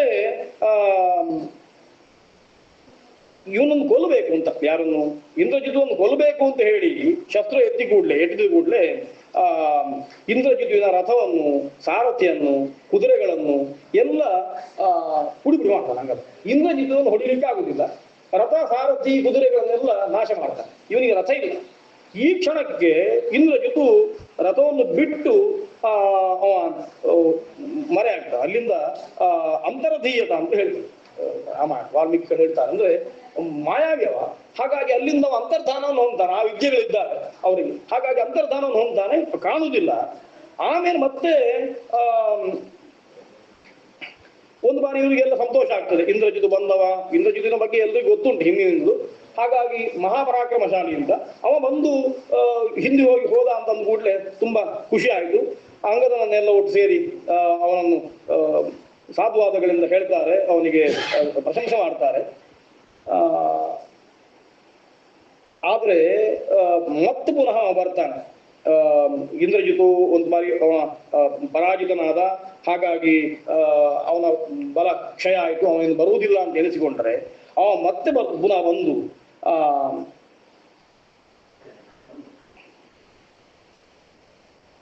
ಬೇರೆ ಶಸ್ತ್ರವನ್ನು ಸಂಪಾದನೆ ಮಾಡಿಕೊಂಡು ಬರ್ತಾನೆ. ರಾಮಂಚ ಲಕ್ಷ್ಮಣಂಚೈವ ಘೋರೈಹಿ ನಾಗಮಯೈಹಿ ಶರೈಹಿ ಬಿಭೇದ ಸಮರೇ ಕ್ರುದ್ಧ ಸರ್ವಗಾತ್ರೇಶು ರಾಕ್ಷಸ ಅಂತ ಮತ್ತೆ ಒಂದು ಬಾರಿ ಅಂತರ್ಧಾನ ಆದ ಇಂದ್ರಜಿತು ಮತ್ತೆ ಬಂದು ಬಬಂಧ ಶರಬಂಧೇನ ಭ್ರಾತವು ರಾಮಲಕ್ಷ್ಮಣವು ಅಂತ ನಾಗಭಾಷೆಗಳನ್ನು ಉಪಯೋಗ ಮಾಡಿ ಅವರನ್ನು ಕಟ್ಟಿ ಹಾಕ್ತಾನೆ. ಲಕ್ಷ್ಮಣರನ್ನು ನಾಗಭಾಷೆಯಿಂದ ಬಂಧಿಸ್ತಾನೆ. ನಾಗಭಾಷೆ ಅನ್ನುವಂಥದ್ದು ಶರ ವಿಶೇಷ. ಅದು ಹೇಗೆ ಅಂತಂದ್ರೆ ಅದು ವಿಷ ಸಂಪೃಕ್ತವಾದ ಶರ. ಹಾಗಾಗಿ ಅವರು ಮೂರ್ಛೆಯು ಬರ್ತದೆ. ಕೇವಲ ಬಂಧನ ಮಾತ್ರ ಅಲ್ಲ, ಮೂರ್ಛೆಯು ಬರ್ತದೆ. ಅವರು ಬಿದ್ದು ಬಿಡ್ತಾರೆ. ರಾಮ ಲಕ್ಷ್ಮಣರು ಇಬ್ರು ಬಿದ್ದು ಬಿಡ್ತಾರೆ. ಇಂದ್ರಜಿತ್ತು ಅವರನ್ನು ಕಟ್ಟಿ ಹಾಕ್ತಾನೆ. ಇಷ್ಟಾದ ಕೂಡಲೇ ಎಲ್ಲ ವಾನರರಿಗೆ ಹೆದರಿಕೆ ಆಗ್ತದೆ. ಸಾಮಾನ್ಯವಾಗಿ ಯುದ್ಧದ ನಿಯಮ ಹೇಗೆ ಅಂತಂದ್ರೆ, ನಾಯಕನನ್ನೇ ಬಂಧಿಸಿದ್ರೆ, ನಾಯಕನನ್ನೇ ಕೊಂದ್ರೆ ಮತ್ತೆ ಯುದ್ಧ ಮಾಡಬೇಕಾಗಿಲ್ಲ. ಇದು ಧರ್ಮ ಯುದ್ಧದ ನಿಯಮ. ಸಾಮಾನ್ಯವಾಗಿ ಒಂದಷ್ಟು ಬಲ ಉಂಟು ಅಂತ ಅನಿಸ್ತದೆ. ಬಲ ಇದ್ರೂ ಕೂಡ ನಾಯಕನನ್ನು ಜಯಿಸಿದ್ರೆ ಮತ್ತೆ ಉಳಿದವರು ಓಡುದು ಅಂತ, ಎಲ್ಲ ಕಡೆಯಲ್ಲಿ ಪಲಾಯಿತ ಅಂತ ಅವರು ಓಡ್ತಾರೆ ಅಂತ. ಯಾರು ಸೈನಿಕರು ಯಾಕೆ ಓಡ್ತಾರೆ ಅಂತ ಹೇಳಿದ್ರೆ ಅವರಿಗೆ ಬಲ ಇಲ್ಲ ಅಂತ, ಅವರ ಇದು ನಷ್ಟ ಆಗ್ತದೆ. ಒಳಗಿರುವ ಆತ್ಮಬಲ ಕುಗ್ಗಿ ಹೋಗ್ತದೆ ನಾಯಕ ಹೋದ ಅಂತ. ನಾಯಕ ಹೋದ ಕೂಡಲೇ ಅವರೇ ಪ್ರತಿಭಟಿಸಿ ಅವರೇ ಯುದ್ಧ ಮಾಡಿ ಅದನ್ನು ಸರಿ ಮಾಡ್ಬೋದು. ಆದ್ರೆ ಹಾಗೆ ಮಾಡುವುದಿಲ್ಲ. ಹೆಚ್ಚಾಗಿ ಅವರು ಓಡ್ಬಿಡ್ತಾರೆ. ಇಲ್ಲಿಯೂ ಕೂಡ ರಾಮನ ಸೈನ್ಯದಲ್ಲಿ ಬಲಕ್ಷಯ ಉಂಟಾಗುವ ಲಕ್ಷಣಗಳು ಕಾಣ್ತದೆ. ಅವರನ್ನು ಕಟ್ಟಿ ಹಾಕಿದ ಕೂಡಲೇ ಎಲ್ಲರೂ ಹೆದರ್ತಾರೆ, ವಾನರರು ಹೆದರ್ತಾರೆ. ಇನ್ನೇನ್ ಮಾಡ್ಬೇಕು ಅಂತ ಗೊತ್ತಾಗುದಿಲ್ವ. ಅವರು ವಿಸರ್ಜರಾಗಿ ಬಿದ್ದು ಬಿಡ್ತಾರೆ. ಒಂದು ರೀತಿಯಲ್ಲಿ ಒಂದು ಮೂಢ ಅವಸ್ಥೆ, ಏನ್ ಮಾಡ್ಬೇಕು ಅಂತ ಗೊತ್ತಾಗದೆ ಇರುವ ಅವಸ್ಥೆಯಲ್ಲಿ ವಿಭೀಷಣ ಸುಗ್ರೀವನಿಗೆ ಒಂದಿಷ್ಟು ಧೈರ್ಯವನ್ನು ತುಂಬುತ್ತಾರೆ. ನೀನು ಹೆದರ್ಬೇಕಾಗಿಲ್ಲ. ಯಾಕೆ ಅಂತ ಕೇಳಿದ್ರೆ ಇದು ಮಾಯೆಯನ್ನು ಮಾಡಿದಂತದ್ದು. ಹಾಗಾಗಿ ಇದೊಂದು ಪರಿಹಾರ ಮಾಡ್ಲಿಕ್ಕೆ ಆಗ್ತದೆ. ರಾಮಲಕ್ಷ್ಮಣರು ಬಿದ್ದುಕೊಂಡಿದ್ದಾರೆ ಎನ್ನುವ ದೃಷ್ಟಿಯಿಂದ ನಮ್ಮ ಎಲ್ಲ ಬಲ ನಾಶ ಆಯ್ತು ಅಂತ ಹೇಳ್ಬೇಕಾಗಿಲ್ಲ. ಅದಕ್ಕೋಸ್ಕರ ತಂತು ಮಾಯಾ ಪ್ರತಿಕ್ಷನ್ನಂ ಮಾಯೆಯೋ ವಿಭೀಷಣ ವೀಕ್ಷಮಾಣ ದದರ್ಶ ಅಗ್ರೆ ಭ್ರಾತು ಪುತ್ರ ಅವಸ್ಥಿತಂ ತಂ ಅಪ್ರತಿಕರ್ಮ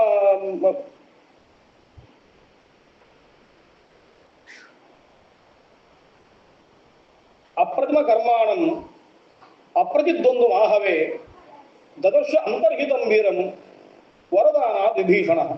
ವಿಭೀಷಣನಿಗೆ ಗೊತ್ತಾಗ್ತದೆ ಅವ ಏನ್ ಮಾಡಿದ್ದಾನೆ ಅಂತ. ನಾಗಭಾಷೆಯಿಂದ ಬಂಧಿಸಿದ್ದಾನೆ. ಇಂದ್ರಜಿತುವಿನ ಕೆಲಸ ಮಾಯಾಯುದ್ಧವನ್ನು ಮಾಡಿದ್ದು ಅಂತ ಅವ ಸುಗ್ರೀವನಿಗೆ ಒಂದಿಷ್ಟು ಧೈರ್ಯವನ್ನು ಹೇಳ್ತಾನೆ. ನೀನ್ ಧೈರ್ಯ ಗೆಡಬೇಕಾಗಿಲ್ಲ. ಯಾಕೆಂತಂದ್ರೆ ಇದನ್ನು ಸರಿ ಮಾಡ್ಲಿಕ್ಕೆ ಆಗ್ತದೆ. ಇದು ರಾಮ ಲಕ್ಷ್ಮಣರನ್ನು ಘಾಸಿ ಮಾಡುವಂತದ್ದಲ್ಲ. ಎಲ್ಲರೂ ಹಾಗೆ ತಿಳ್ಕೊಂಡಿದ್ದಾರೆ. ರಾಮ ಲಕ್ಷ್ಮಣರು ಹತರಾದ್ರು ಅಂತ ಮುಂದೆ ಅವರು ಸತ್ತು ಹೋದ್ರು ಎನ್ನುವಂತಹ ಪುಕಾರನ್ನು ಹಬ್ಬಿಸುವಲ್ಲಿಗೆ ರಾವಣ ಯಶಸ್ವಿ ಆಗ್ತಾನೆ. ಅಷ್ಟ ಆಗ್ತದೆ. ಇಷ್ಟು ಆದ ಮೇಲೆ ಇಂದ್ರಜಿತು ಸಂತೋಷ ಪಡ್ತಾನೆ. ವಿಭೀಷಣನೇ ಹೇಳ್ತಾನೆ ನೈಮವು ಮೋಕ್ಷಯಿತು ಶಕ್ಯವು ಅಂತ. ಅವರನ್ನು ಬಿಡಿಸಿಕೊಳ್ಳಿಕ್ಕೆ ಕಷ್ಟ ಉಂಟು, ಅಷ್ಟು ಸುಲಭದಲ್ಲಿ ಬಿಡಿಸಿಕೊಳ್ಳಿಕ್ಕೆ ಆಗುವುದಿಲ್ಲ, ತುಂಬಾ ಪ್ರಭಾವಶಾಲಿಯಾದ ಶರಗಳು ಅಂತ. ಇಂದ್ರಜಿತು ನೇರವಾಗಿ ಹಿಂದೆ ಹೋಗ್ತಾನೆ ಯುದ್ಧ ರಂಗದಿಂದ.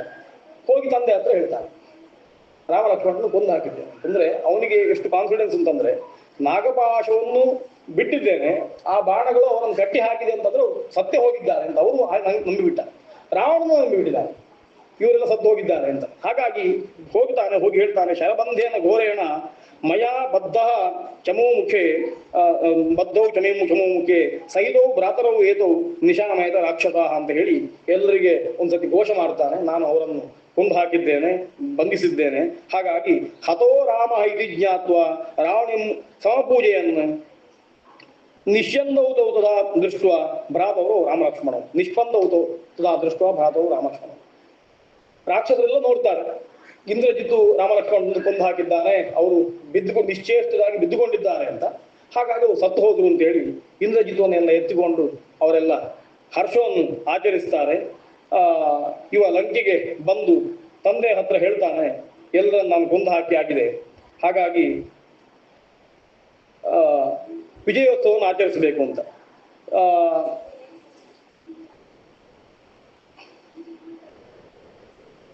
ಇದೇ ಹೊತ್ತಿಗೆ ವಿಭೀಷಣ ಸುಗ್ರೀವನಿಗೆ ಸಾಂತ್ವನ ಮಾಡುವಂಥದ್ದು, ರಾಮ ಯಾವತ್ತೂ ಕೂಡ ಹೀಗೆ ಮೂರ್ಛೆಗೆ ಹೋಗ್ಲಿಕ್ಕೆ ಸಾಧ್ಯ ಇಲ್ಲ. ನೈದತ್ ಕಿಂಚನ ರಾಮಸ್ಯ ನಚ ರಾಮೋ ಮೂರ್ಷತಿ ನಖ್ಯೇನಂ ಹಾಸ್ಯತೆ ಲಕ್ಷ್ಮೀ ದುರ್ಲಭಾಯಾಗತಾಯುಷಾಂ ತಸ್ಮಾತ್ ಆಶ್ವಾಸಯ ಆತ್ಮಾನಂ ಬಲಂ ಚ ಆಶ್ವಾಸಯ ಸ್ವಕಂ ಯಾವತ್ ಸೈನ್ಯಾನಿ ಸರ್ವಾಣಿ ಪುನಃ ಸಂಸ್ಥಾಪಯಾಮಿ. ನೀನು ಬಲವ ಆಶ್ವಾಸನೆಯನ್ನು ಕಳ್ಕೊಳ್ಬೇಡ, ಧೈರ್ಯವನ್ನು ಕಳ್ಕೊಳ್ಬೇಡ. ರಾಮ ಯಾವತ್ತೂ ಮೂರ್ಛೆಗೆ ಒಳಗಾಗುವಲ್ಲ, ಈ ಸಂದರ್ಭದಲ್ಲಿ ಹಾಗಾಗ್ತಾ ಉಂಟಷ್ಟೇ. ಹಾಗಾಗಿ ನಿನ್ನ ಬಲವನ್ನು ನೀನು ಹಾಗೆ ಇಟ್ಟುಕೋ ಅಂತ ಹೇಳಿ ಸುಗ್ರೀವನಿಗೆ ವಿಭೀಷಣನೇ ಧೈರ್ಯವನ್ನು ಹೇಳ್ತಾನೆ. ಈ ಕಡೆಯಿಂದ ಇಂದ್ರಜಿತ್ತು ಹೋಗಿ ಹೇಳಿ ತುಂಬಾ ಸಂತೋಷದಲ್ಲಿದ್ದಾರೆ, ರಾಮ ಲಕ್ಷ್ಮಣ ಸತ್ತು ಹೋಗಿ ಆಯ್ತು ಅಂತ. ಸತ್ತು ಹೋಗಿ ಆಯ್ತು ಅಂತ ಅಂದ ಕೂಡಲೇ ರಾವಣನಿಗೆ ಮತ್ತೊಂದು ದುರ್ಬುದ್ಧಿ ಬರ್ತದೆ. ಈ ಹಿಂದೆ ರಾವಣ ಎಷ್ಟು ಗಂಭೀರವಾದ ನಾಯಕ ಅಂತ ನಾವು ರಾಮಾಯಣದಲ್ಲಿ ನೋಡ್ತೇವೆ, ಅದೇ ರೀತಿಯಲ್ಲಿ ಎಷ್ಟು ಕೀಳ್ಮಟ್ಟಕ್ಕೂ ಹೋಗ್ತಾನೆ ಅಂತ ಗೊತ್ತಾಗ್ತದೆ.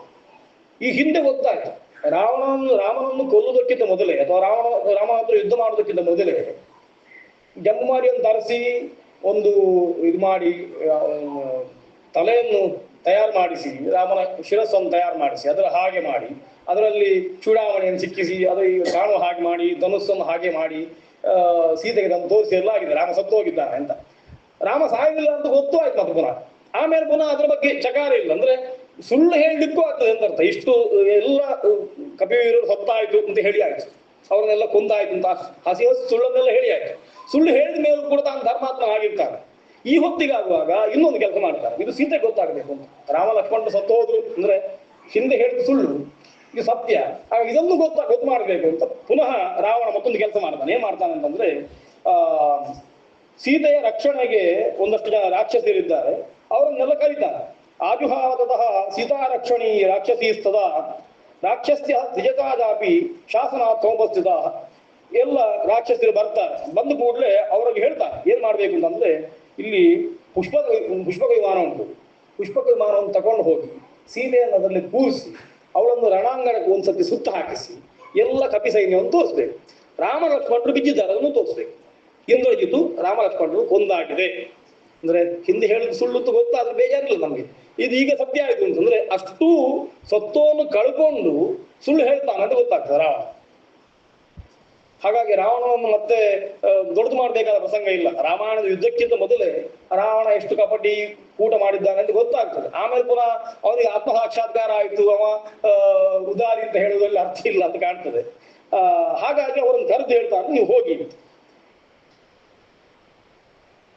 ಆಮೇಲೆ ಏನು ಅಂತ ಕೇಳಿದ್ರೆ, ಇಷ್ಟೆಲ್ಲ ಆದ್ಮೇಲೆ ಇವಳು ನೋಡಿ ಸಹ ಅಸ್ಯ ಭರ್ತ್ರಾ ಸಹ ಭ್ರಾತ್ರ ನಿಯತೋ ರಣಮೂರ್ಧನಿ ನಿರ್ವಿಶಂಕ ನಿರ್ದ್ವಿಗ್ನ ನಿರಪೇಕ್ಷ ಮೈಥಿಲಿ ಮಾಂ ಉಪಸ್ಥಾಸ್ಯತೆ ಸೀತಾ ಸರ್ವಾಭರಣಭೂಷಿತ ಅಂತ ಹೇಳಿ ಮುಂದೆ ಇವರು ಸತ್ತು ಹೋಗಿದ್ದಾರೆ ಅಂತ ಗೊತ್ತಾಗಿದ್ರೆ ತಾನು ಆಲೋಚನೆ ಮಾಡೋದು ಹಾಗೆ ಇರ್ತದೆ, ತಮ್ಮ ಆಲೋಚನೆ ಅಲ್ವಾ. ಸೀತೆ ರಾಮ ಲಕ್ಷ್ಮಣರು ಸತ್ತೋದ್ರು ಅಂತ ಗೊತ್ತಾಗಿ ಖಾತ್ರಿ ಪಡಿಸಿಕೊಂಡ ಮೇಲೆ ಮತ್ತೆ ನನ್ನ ಹತ್ರ ಬರ್ಬೋದು ಅಂತ. ಅಂದ್ರೆ ತಾನು ಎಣಿಸಿಕೊಂಡ ಸೀತೆಯನ್ನು ಹಾಗೆ ತನ್ನ ಹಾಗೆ ತಿಳಿಸ್ಕೊಂಡು ಬಿಡ್ತಾನ. ಅವಳು ಬರ್ತಾಳೆ, ಮತ್ತೆ ಮುಂದೆ ನನ್ನ ಹತ್ರ ಬರ್ತಾಳೆ ಅಂತ ತಿಳಿಸ್ಕೊಳ್ತಾನೆ. ಅನಪೇಕ್ಷಾ ವಿಶಾಲಾಕ್ಷಿ ಮಾ ಉಪಸ್ಥಾಸ್ಯತೆ ಸ್ವಯಂ ಅಂತ ರಾವಣನೇ ಹೇಳುವಂತದ್ದು. ಅವ್ರು ಸತ್ತು ಹೋದ್ರು ಅಂತ ಗೊತ್ತಾದ್ರೆ ಮತ್ತೆ ಸೀತೆ ಪುನಃ ಈಚೆ ಬಂದಾಳು, ನನ್ನೊಟ್ಟಿಗೆ ಬಂದಾಳು. ಅದಕ್ಕೋಸ್ಕರ ಅವಳನ್ನು ಕರ್ಕೊಂಡು ಹೋಗಿ ಅಂತ ಹೇಳಿ ಪುಷ್ಪಕ ವಿಮಾನದಲ್ಲಿ ತ್ರಿಜಟೆಯ ಹೊತ್ತಿಗೆ ಸೀತೆಯನ್ನು ಕರ್ಕೊಂಡು ಹೋಗಿ ಎಲ್ಲ ತೋರಿಸ್ತಾರೆ.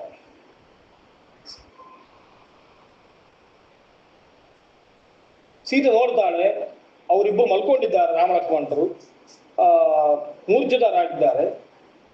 ಉಳಿದ ಕಪಿಗಳು ಒಂದಷ್ಟು ಜನ ಸತ್ತು ಹೋಗಿದ್ದಾರೆ, ಅವರನ್ನೆಲ್ಲ ನೋಡ್ತಾಳೆ. ನೋಡ್ಕೊಟ್ಟು ಅವಳಿಗೆ ತುಂಬಾ ಬೇಸರ ಆಗ್ತದೆ. ಪ್ರೇಕ್ಷಕ ಅಂಶುಷಿ ಎಷ್ಟಂತವರು ಜನಕಾತ್ಮಜ, ಇವರು ಧೂಳ್ನಲ್ಲಿ ಮಲ್ಕೊಂಡಿದ್ದಾರೆ, ನೆಲದಲ್ಲಿ ಬಿದ್ದು ಬಿಟ್ಟಿದ್ದಾರೆ. ಅವರನ್ನು ನೋಡಿ ಸೀತೆ ಅಳುತ್ತಾಳೆ.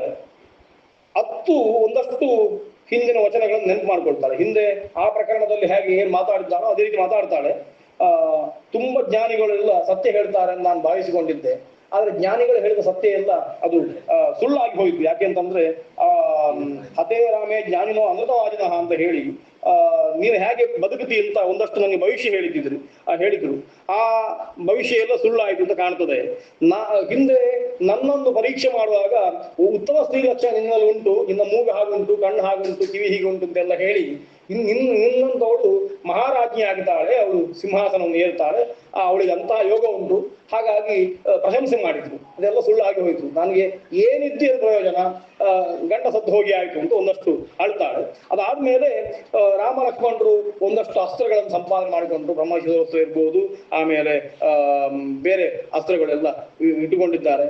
ಅಂತಹ ಎಲ್ಲ ಅಸ್ತ್ರಗಳು ಕೂಡ ಅವುಗಳ ಉಪಯೋಗ ಇಲ್ಲ ಅಂತ ಆಯ್ತು. ಅದು ವಿದ್ಯೆಯ ಪ್ರಯೋಜನ, ಇವತ್ತು ಆ ಅಸ್ತ್ರಗಳ ಉಪಯೋಗ ಇಲ್ಲ ಅಂತ ಆಯ್ತು ಅಂತ ಹೇಳಿ ಅವಳೊಂದಷ್ಟು ಅಳ್ತಾಳೆ.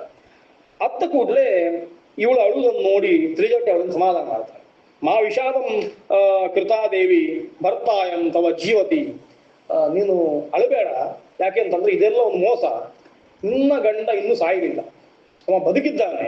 ಏನಾಗಿದೆ ಅಂತ ಕೇಳಿದ್ರೆ, ಕಾರಣಾಂತ್ಯ ವಕ್ಷ್ಯಾಮಿ ಮಹಾಂತಿ ಸದೃಶಾನಿಚ ಯಥೇಮೌ ಜೀವಿತೋ ದೇವಿ ಭ್ರಾತರು ರಾಮಲಕ್ಷ್ಮಣವು ನಹಿ ಕೋಪಪರೀತಾನಿ ಹರ್ಷ ಪರ್ಯುತ್ಸುಕಾನಿ ಚ ಭವಂತಿ ಯುಧಿ ಯೋಧಾನಾಂ ಮುಖಾನಿ ಇಹತೆ ಪಥೌ. ನೋಡು, ಸೂಕ್ಷ್ಮವಾಗಿ ಅವಲೋಕನ ಮಾಡು. ಇಲ್ಲಿ ಏನಾಗಿದೆ ಅಂತಂದ್ರೆ, ವಿಭೀಷಣ ಸುಗ್ರೀವನಿಗೆ ಹೇಳಿದ್ದಾನೆ. ಆ ಹೊತ್ತಿಗೆ ಎಲ್ಲ ಒಂದ್ಸತಿ ಎಲ್ರಿಗೆ ಟೆನ್ಷನ್ ಆಗಿದೆ, ರಾಮ ಲಕ್ಷ್ಮಣ ಸತ್ತೋದ್ರು ಅಂತ. ವಿಭೀಷಣ ಸುಗ್ರೀವನಿಗೆ ಹೇಳಿದ ಮೇಲೆ ಒಂದಿಷ್ಟು ಧೈರ್ಯ ಬಂದಿದೆ. ಏನಾಗಿದೆ ಅಂತಂದ್ರೆ, ಇವರು ಇನ್ನು ಸಾಯಲಿಲ್ಲ, ಇವರಿಗೆ ಮೂರ್ಛೆ ಬಂದಿದೆ ಅಷ್ಟೇ ಅಂತ ಗೊತ್ತಾಗಿದೆ. ಹಾಗಾಗಿ ಇಡೀ ಸೈನ್ಯದಲ್ಲಿ ಪೂರ್ತಿ ವಿಷಾದದ ಕಳೆ ಇಲ್ಲ, ತುಮುಲ ಉಂಟು. ಹಾಗಂತ ನಾಯಕ ಸತ್ತು ಹೋದ್ರೆ ಹೇಗೆ ಹಾಹಾಕಾರ ಹೇಳ್ತದೋ ಅಂತ ಆಗ್ತಾ ಇಲ್ಲ. ಅದನ್ನು ಅವಳು ಹೇಳ್ತಾ ಇದ್ಲು. ಸೈನ್ಯವನ್ನು ಪರೀಕ್ಷೆ ಮಾಡು, ರಾಮಲಕ್ಷ್ಮಣರನ್ನಲ್ಲ, ಸೈನ್ಯವನ್ನು ನೋಡಿದ್ರೆ ಸೈನ್ಯದಲ್ಲಿ ನಾಯಕ ಸತ್ತಾಗ ಆಗುವಂತಹ ತುಮುಲಗಳು ಕಾಣ್ತಾ ಇಲ್ಲ. ಹಾಗಾಗಿ ಅವರಿಗೆ ಏನಾಗಲಿಲ್ಲ ಅಂತ ಒಂದು ಕಾರಣ. ಸಾಮಾನ್ಯವಾಗಿ ಭವಂತಿ ಯುಧಿಯೋಧಾನ ಮುಖ ನಿಹತೆ ಪಥವು, ನಾಯಕನೇ ಸತ್ತು ಹೋದ್ರೆ ಅವರ ಮುಖಗಳು ಹೇಗೆ ನಿರ್ವರ್ಣವಾಗ್ತವೋ ಹಾಗೆ ಆಗಲಿಲ್ಲ. ಹಾಗಾಗಿ ಅದನ್ನು ನೀವು ನೋಡ್ಬೇಕು. ಮತ್ತೊಂದು ಇಯಂ ಪುನಃ ಅಸಂಭ್ರಾಂತ ನಿರುದ್ವಿಗ್ನ ತಪಸ್ವಿನಿ ಸೇನಾ ರಕ್ಷತಿ ಕಾಕುಸ್ಥವು ಮಯಾ ಪ್ರೀತ್ಯ ನಿವೇದಿತವು. ಇನ್ನು ಅಷ್ಟೇ ಅಲ್ಲ, ಆ ಸೈನ್ಯ ಅವರು ಸುತ್ತ ನಿಂತುಕೊಂಡು ರಕ್ಷಣೆ ಮಾಡ್ತಾ ಉಂಟು. ಯಾವುದೋ ಕಾಲವನ್ನು ಪರೀಕ್ಷೆ ಮಾಡ್ತಾ ಇದ್ದ ಹಾಗೆ ಮಾಡ್ತಾ ಉಂಟು. ಅದಕ್ಕೋಸ್ಕರ ನೀನು ಅದನ್ನು ಗಂಭೀರವಾಗಿ ತಗೊಳ್ಬೇಕು ಅಂತಿಲ್ಲ. ಸಾತ್ವಂಭವ ಸುಶ್ರಬ್ಧ ಅನುಮಾನೈ ಸುಖೋದಯೈ. ಅದಕ್ಕೋಸ್ಕರ ಮುಂದೆ ಆಗುವ ಅಭ್ಯುದಯವನ್ನು ಸೂಚಿಸುವಂತಹ ಯುಕ್ತಿಗಳಿಂದ ಅದಕ್ಕೆ ಬೇಕಾಗುವ ಹೇತುಗಳನ್ನು ಹುಡುಕಿಕೊಂಡು ನೀನು ಮತ್ತೆ ನಿನ್ನನ್ನು ಧಾರಣ ಮಾಡಿಕೊಳ್ಬೇಕು. ಬೇರೆ ಒಂದಿಷ್ಟು ನಿಮಿತ್ತಗಳನ್ನು ತೋರಿಸ್ತಾಳೆ. ರಾಮ ಲಕ್ಷ್ಮಣರನ್ನು ಎಲ್ಲಿಯೂ ಕೂಡ ಯಾರತ್ರೂ ಏನು ಮಾಡ್ಲಿಕ್ಕೆ ಆಗುದು. ನೇಮೋ ಶಕ್ಯವು ರಣೇ ಜೇತು ಸೇಂದ್ರೇ ಸುರಾಸುರೈಹಿ ಅಂತ ಅವಳೇ ಹೇಳ್ತಾಳೆ. ತ್ರಿಜಟೆಯೇ ಸೀತೆಗೆ ಹೇಳ್ತಾಳೆ, ವಿಸಂಜ್ಞವು ಬಾಧ್ಯತಾವೇತವು ನೈವ ಲಕ್ಷ್ಮೀ ವಿಮುಂಚತಿ. ನಿಮ್ಮನ್ನು ಈ ವೀರಲಕ್ಷ್ಮಿ ಅಥವಾ ಜಯಲಕ್ಷ್ಮಿ ಅನ್ನುವಂಥದ್ದು ಬಿಟ್ಟು ಹೋಗುವುದಿಲ್ಲ, ಅವರು ವಿಸಂಜಿತರಾಗಿದ್ದಾರಷ್ಟೇ ಅಂತ ಒಂದಷ್ಟು ಧೈರ್ಯವನ್ನು ಹೇಳ್ತಾಳೆ.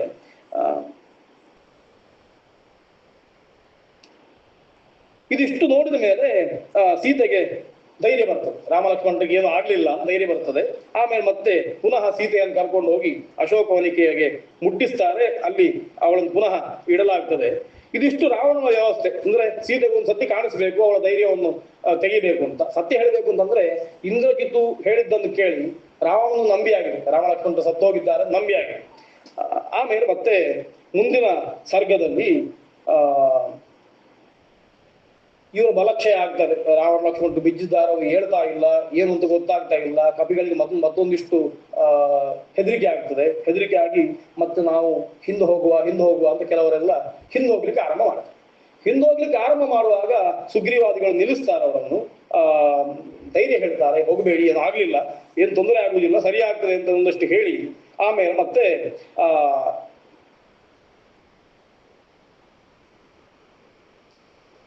ಕೊನೆಗಾಗುವಾಗ ಇವರ ಮಧ್ಯದಲ್ಲಿ ಏನಾಗ್ತದೆ ಅಂತಂದ್ರೆ ರಾಮ ಮೂರ್ಛೆ ಅಂತ ಹೇಳ್ತಾರೆ.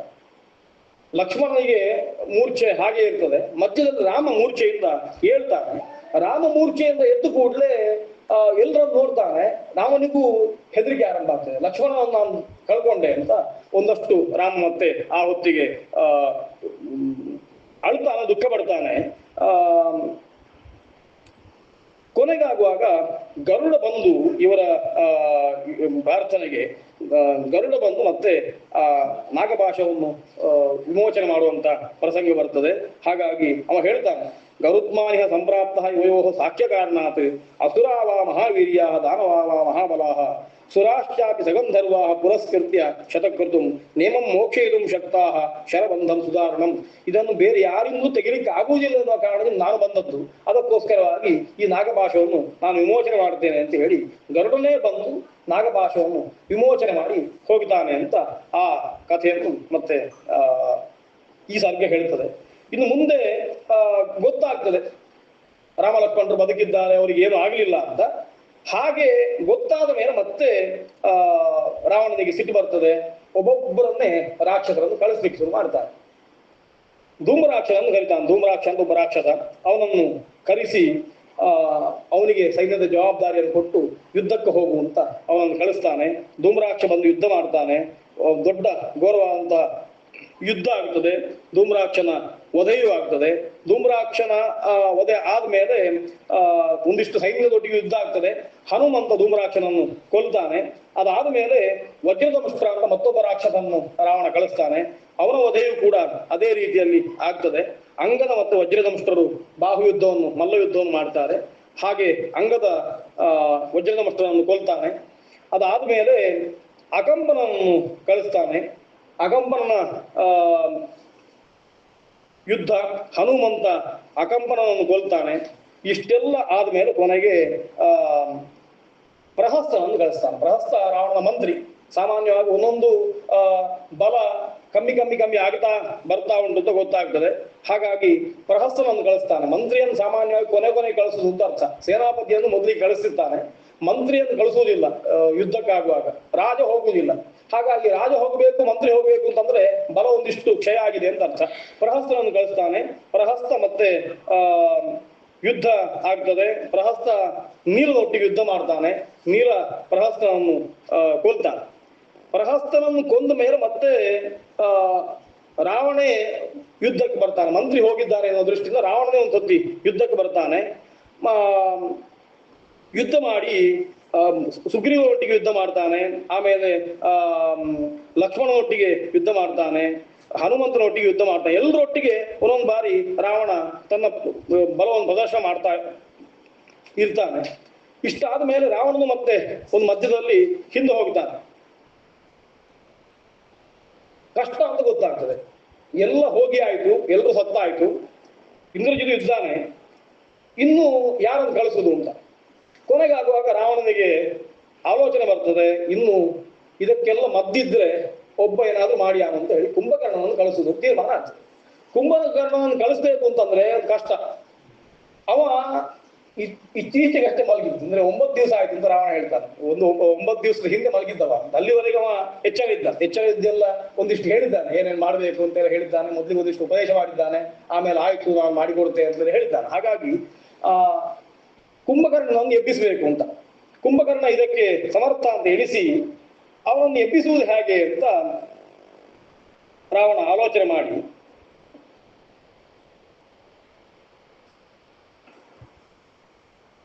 ರಾವಣನೇ ಒಂದೊಂದಿಷ್ಟು ಆತ್ಮವಿಮರ್ಶೆ ಮಾಡಿಕೊಳ್ತಾನೆ.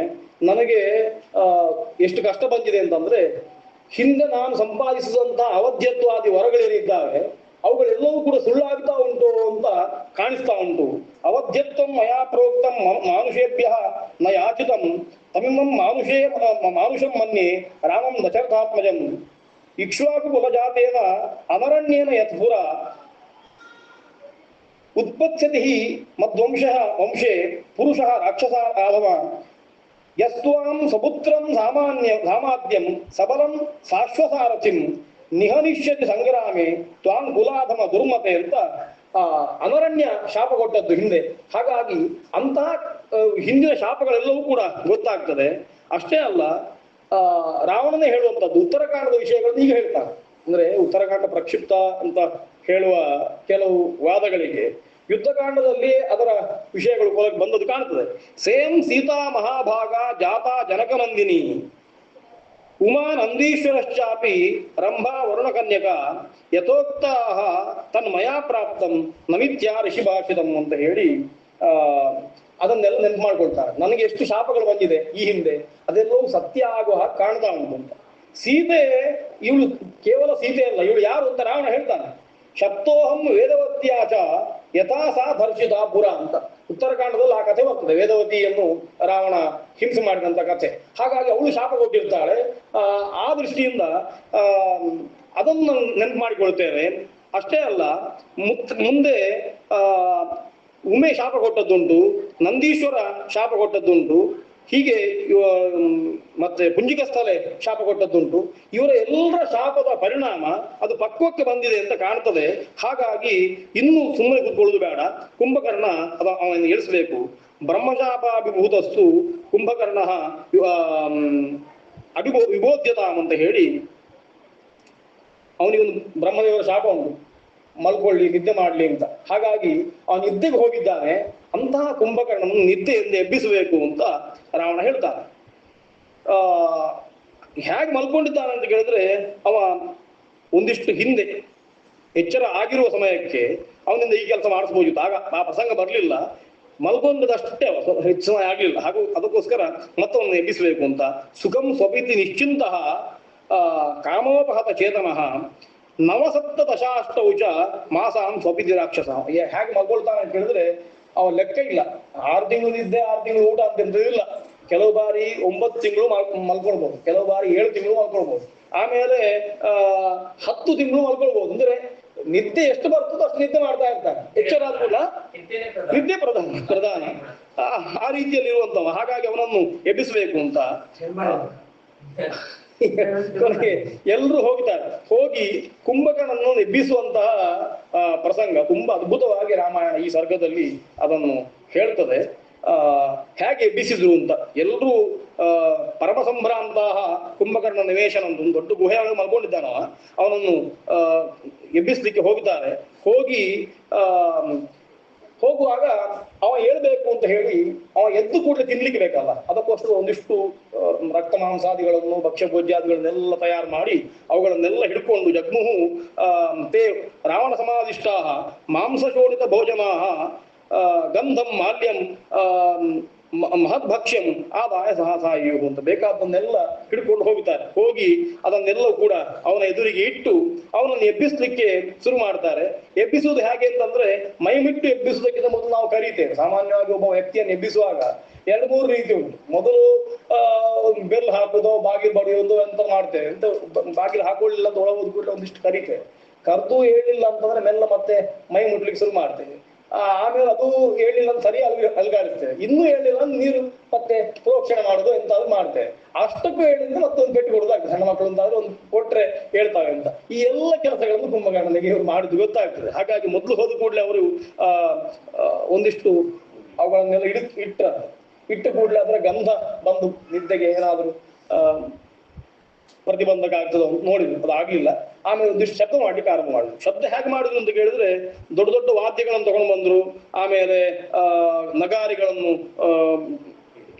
ಅವುಗಳನ್ನು ಬಡಿದ್ರು. ಹಾಗೆಲ್ಲ ಮಾಡಿ ಅವುಗಳಿಂದ ಎಬ್ಬಿಸ್ಲಿಕ್ಕೆ ಪ್ರಯತ್ನ ಮಾಡ್ತಾರೆ.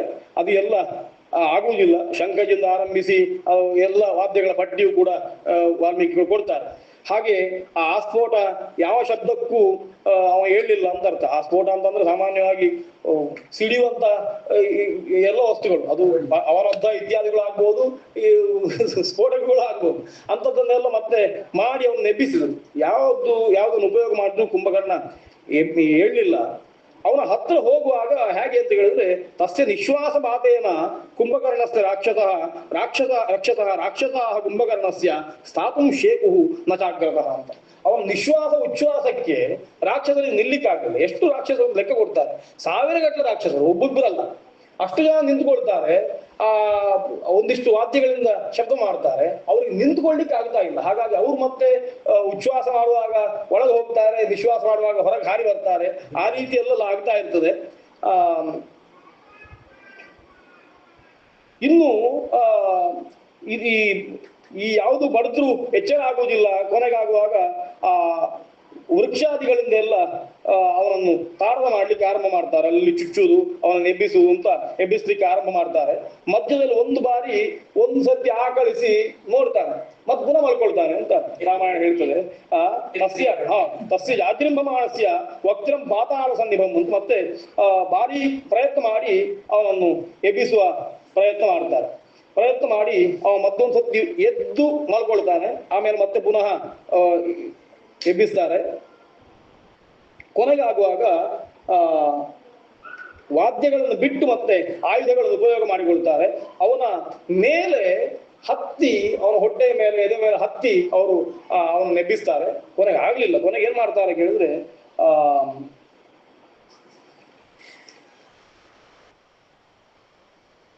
ಒಂದಿಷ್ಟು ಆನೆಗಳನ್ನು ಅವನ ಮೇಲೆ ಕಳಿಸ್ತಾರೆ.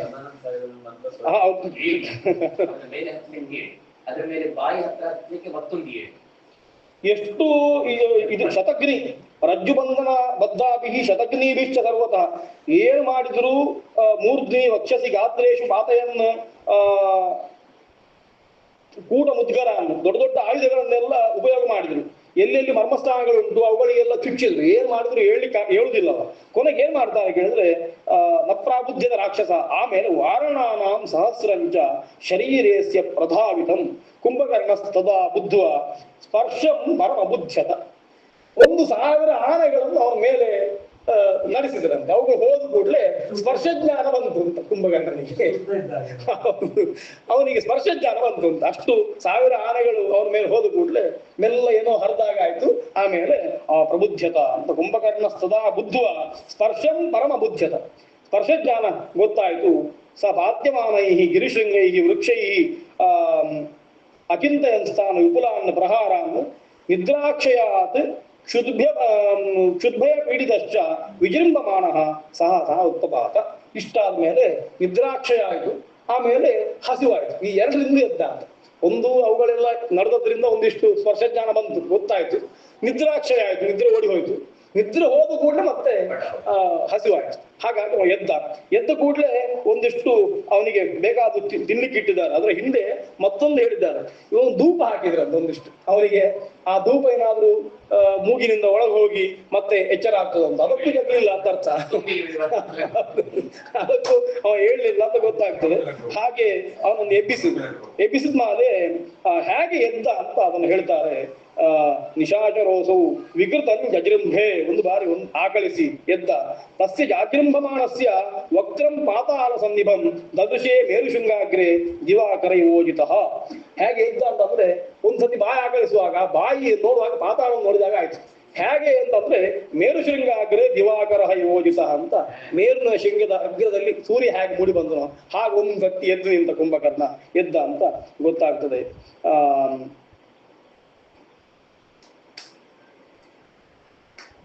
ಆಮೇಲೆ ಮತ್ತೆ ಅವ ಕೇಳ್ತಾನೆ, ಕಿಮರ್ಥಂ ಅಹಂ ಆದೃತ್ಯ ಭವದ್ಭಿಃ ಪ್ರತಿಭೋಜಿತಃ ಕಿಂಚಿತ್ ಸುಕುಶಲಂ ರಾಜ್ಯ ಭಯಂ ವಾನೆ ಕಿಂಚನ ಅಥವಾ ಧ್ರುವಮನ್ಯೇಭ್ಯೋ ಭಯಂ ಪರಮೋಪಸ್ಥಿತಂ ಅಂತ. ರಾವಣನಿಗೇನು ಭಯ ಇಲ್ಲಲ್ಲ, ಸುಮ್ಮನೆ ಯಾಕೆ ಎಬ್ಬಿಸಿದ್ರಿ ಅಂತ ಪ್ರಶ್ನೆ ಮಾಡಿದ ಕೂಡಲೇ ಅವರೆಲ್ಲ ಒಟ್ಟು ಸೇರಿ ಈ ವಿಷಯಗಳನ್ನು ತಿಳಿಸ್ತಾರೆ.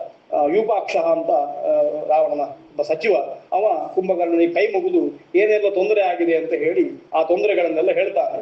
ಹೇಳಿದ ಕೂಡಲೇ ಕುಂಭಕರ್ಣ ನೇರವಾಗಿ ಒಂದು ಮಾತು ಹೇಳ್ತಾನೆ, ಇನ್ನು ಆಹಾರ ಅದು ಇದು ಯಾವ್ದು ಬೇಡ, ನನ್ನೆಲ್ಲ ಇಟ್ಟಿದ್ದಾರೆ, ಆದ್ರೆ ಅದನ್ನ ಯಾವ್ದು ತಿನ್ನುದು. ಅವನು ಹೇಳೋ ಮಾತು, ನಾನು ರಾವಣನನ್ನು ಮತ್ತೆ ನೋಡ್ತೇನೆ.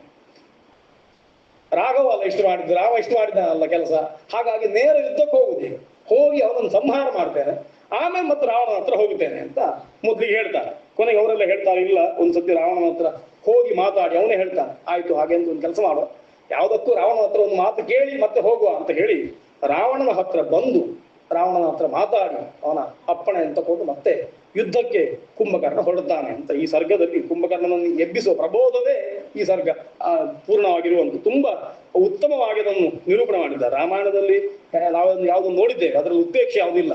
ವಾಲ್ಮೀಕಿ ರಾಮಾಯಣದಲ್ಲಿ ಏನು ಹೇಳಿದ್ದಾರೆ ಅದನ್ನೇ ಸರಿಯಾಗಿ ಕಾಣಿಸಿದ್ದಾರೆ, ಅದನ್ನು ಪೂರ್ತಿಯಾಗಿ ಕಾಣಿಸ್ಲಿಕ್ಕೂ ಆಗಿದೆ ಎಲ್ಲೂ ಗೊತ್ತಿಲ್ಲ ಅಂತ ಅದನ್ನೆಲ್ಲ ಕಾಣಿಸಿದ್ದಾರೆ. ಆನೆಗಳನ್ನು ಹೋಗುವುದು ಕಾಣಿಸಿದ್ದಾರೆ, ಬೇರೆ ಹಿಡಿದು ಕಾಣಿಸಿದ್ದಾರೆ, ತಿವಿಯುವುದು ಕಾಣಿಸಿದ್ದಾರೆ, ಆಮೇಲೆ ನಿಶ್ವಾಸದಿಂದ ಹೋಗುವಂಥದ್ದು ಎಲ್ಲ ಕಾಣಿಸಿದ್ದಾರೆ, ಹೊಟ್ಟೆ ಮೇಲೆ ಕೆಳಗೆ ಹೋಗಿ ಅದರಿಂದಾಗಿ ಬೀಳುವಂಥದ್ದನ್ನು ಕಾಣಿಸಿದ್ದಾರೆ, ಎಲ್ಲೂ ಕಾಣಿಸಿಲ್ಲ. ಎಲ್ಲವೂ ಕೂಡ ರಾಮಾಯಣದಲ್ಲಿ ಇದ್ದದ್ದೇ. ವಾಲ್ಮೀಕಿ ಕಾಲಿನ ಆನೆಗಳನ್ನು ಕಾಣಿಸಿದ್ದಾರೆ. ಹಾಗೆ ಅಂತೂ ಕುಂಭಕರ್ಣನ ಪ್ರತಿಬೋಧ ಆಗ್ತದೆ. ಅವ ಎದ್ದು ನಿಲ್ತಾನೆ, ರಾವಣನ ಹತ್ರ ಹೋಗಿ ತಾನು ಯುದ್ಧಕ್ಕೆ ಹೋಗುತ್ತೇನೆ ಅಂತ ಅಪ್ಪಣೆಯನ್ನು ಪಡ್ಕೊಂಡು ಮತ್ತೆ ಯುದ್ಧರಂಗಕ್ಕೆ ಕುಂಭಕರ್ಣ ಹೋಗುತ್ತಾನೆ ಎನ್ನುವಲ್ಲಿಗೆ 60ನೇ ಸರ್ಗ ಮುಗಿಯುತ್ತದೆ. ಅದನ್ನು ಮತ್ತೆ ರಾಮಚಂದ್ರಾರ್ಪಣಮಸ್ತು ಅಂತ ದೇವರಿಗೆ ಅರ್ಪಣೆ ಮಾಡುವ. ಶ್ರೀಕೃಷ್ಣ ಅರ್ಪಣಮಸ್ತು. ಮನಸಾ ಇಂದ್ರಿಯೈರ್ವಾ ಬುದ್ಧ್ಯಾ ಆತ್ಮನಾವ ಸ್ವಭಾವಂ ಕರೋಮಿ ಯತ್ ಸಕಲಂ ಪರಸ್ಮೈ ನಾರಾಯಣಾಯ.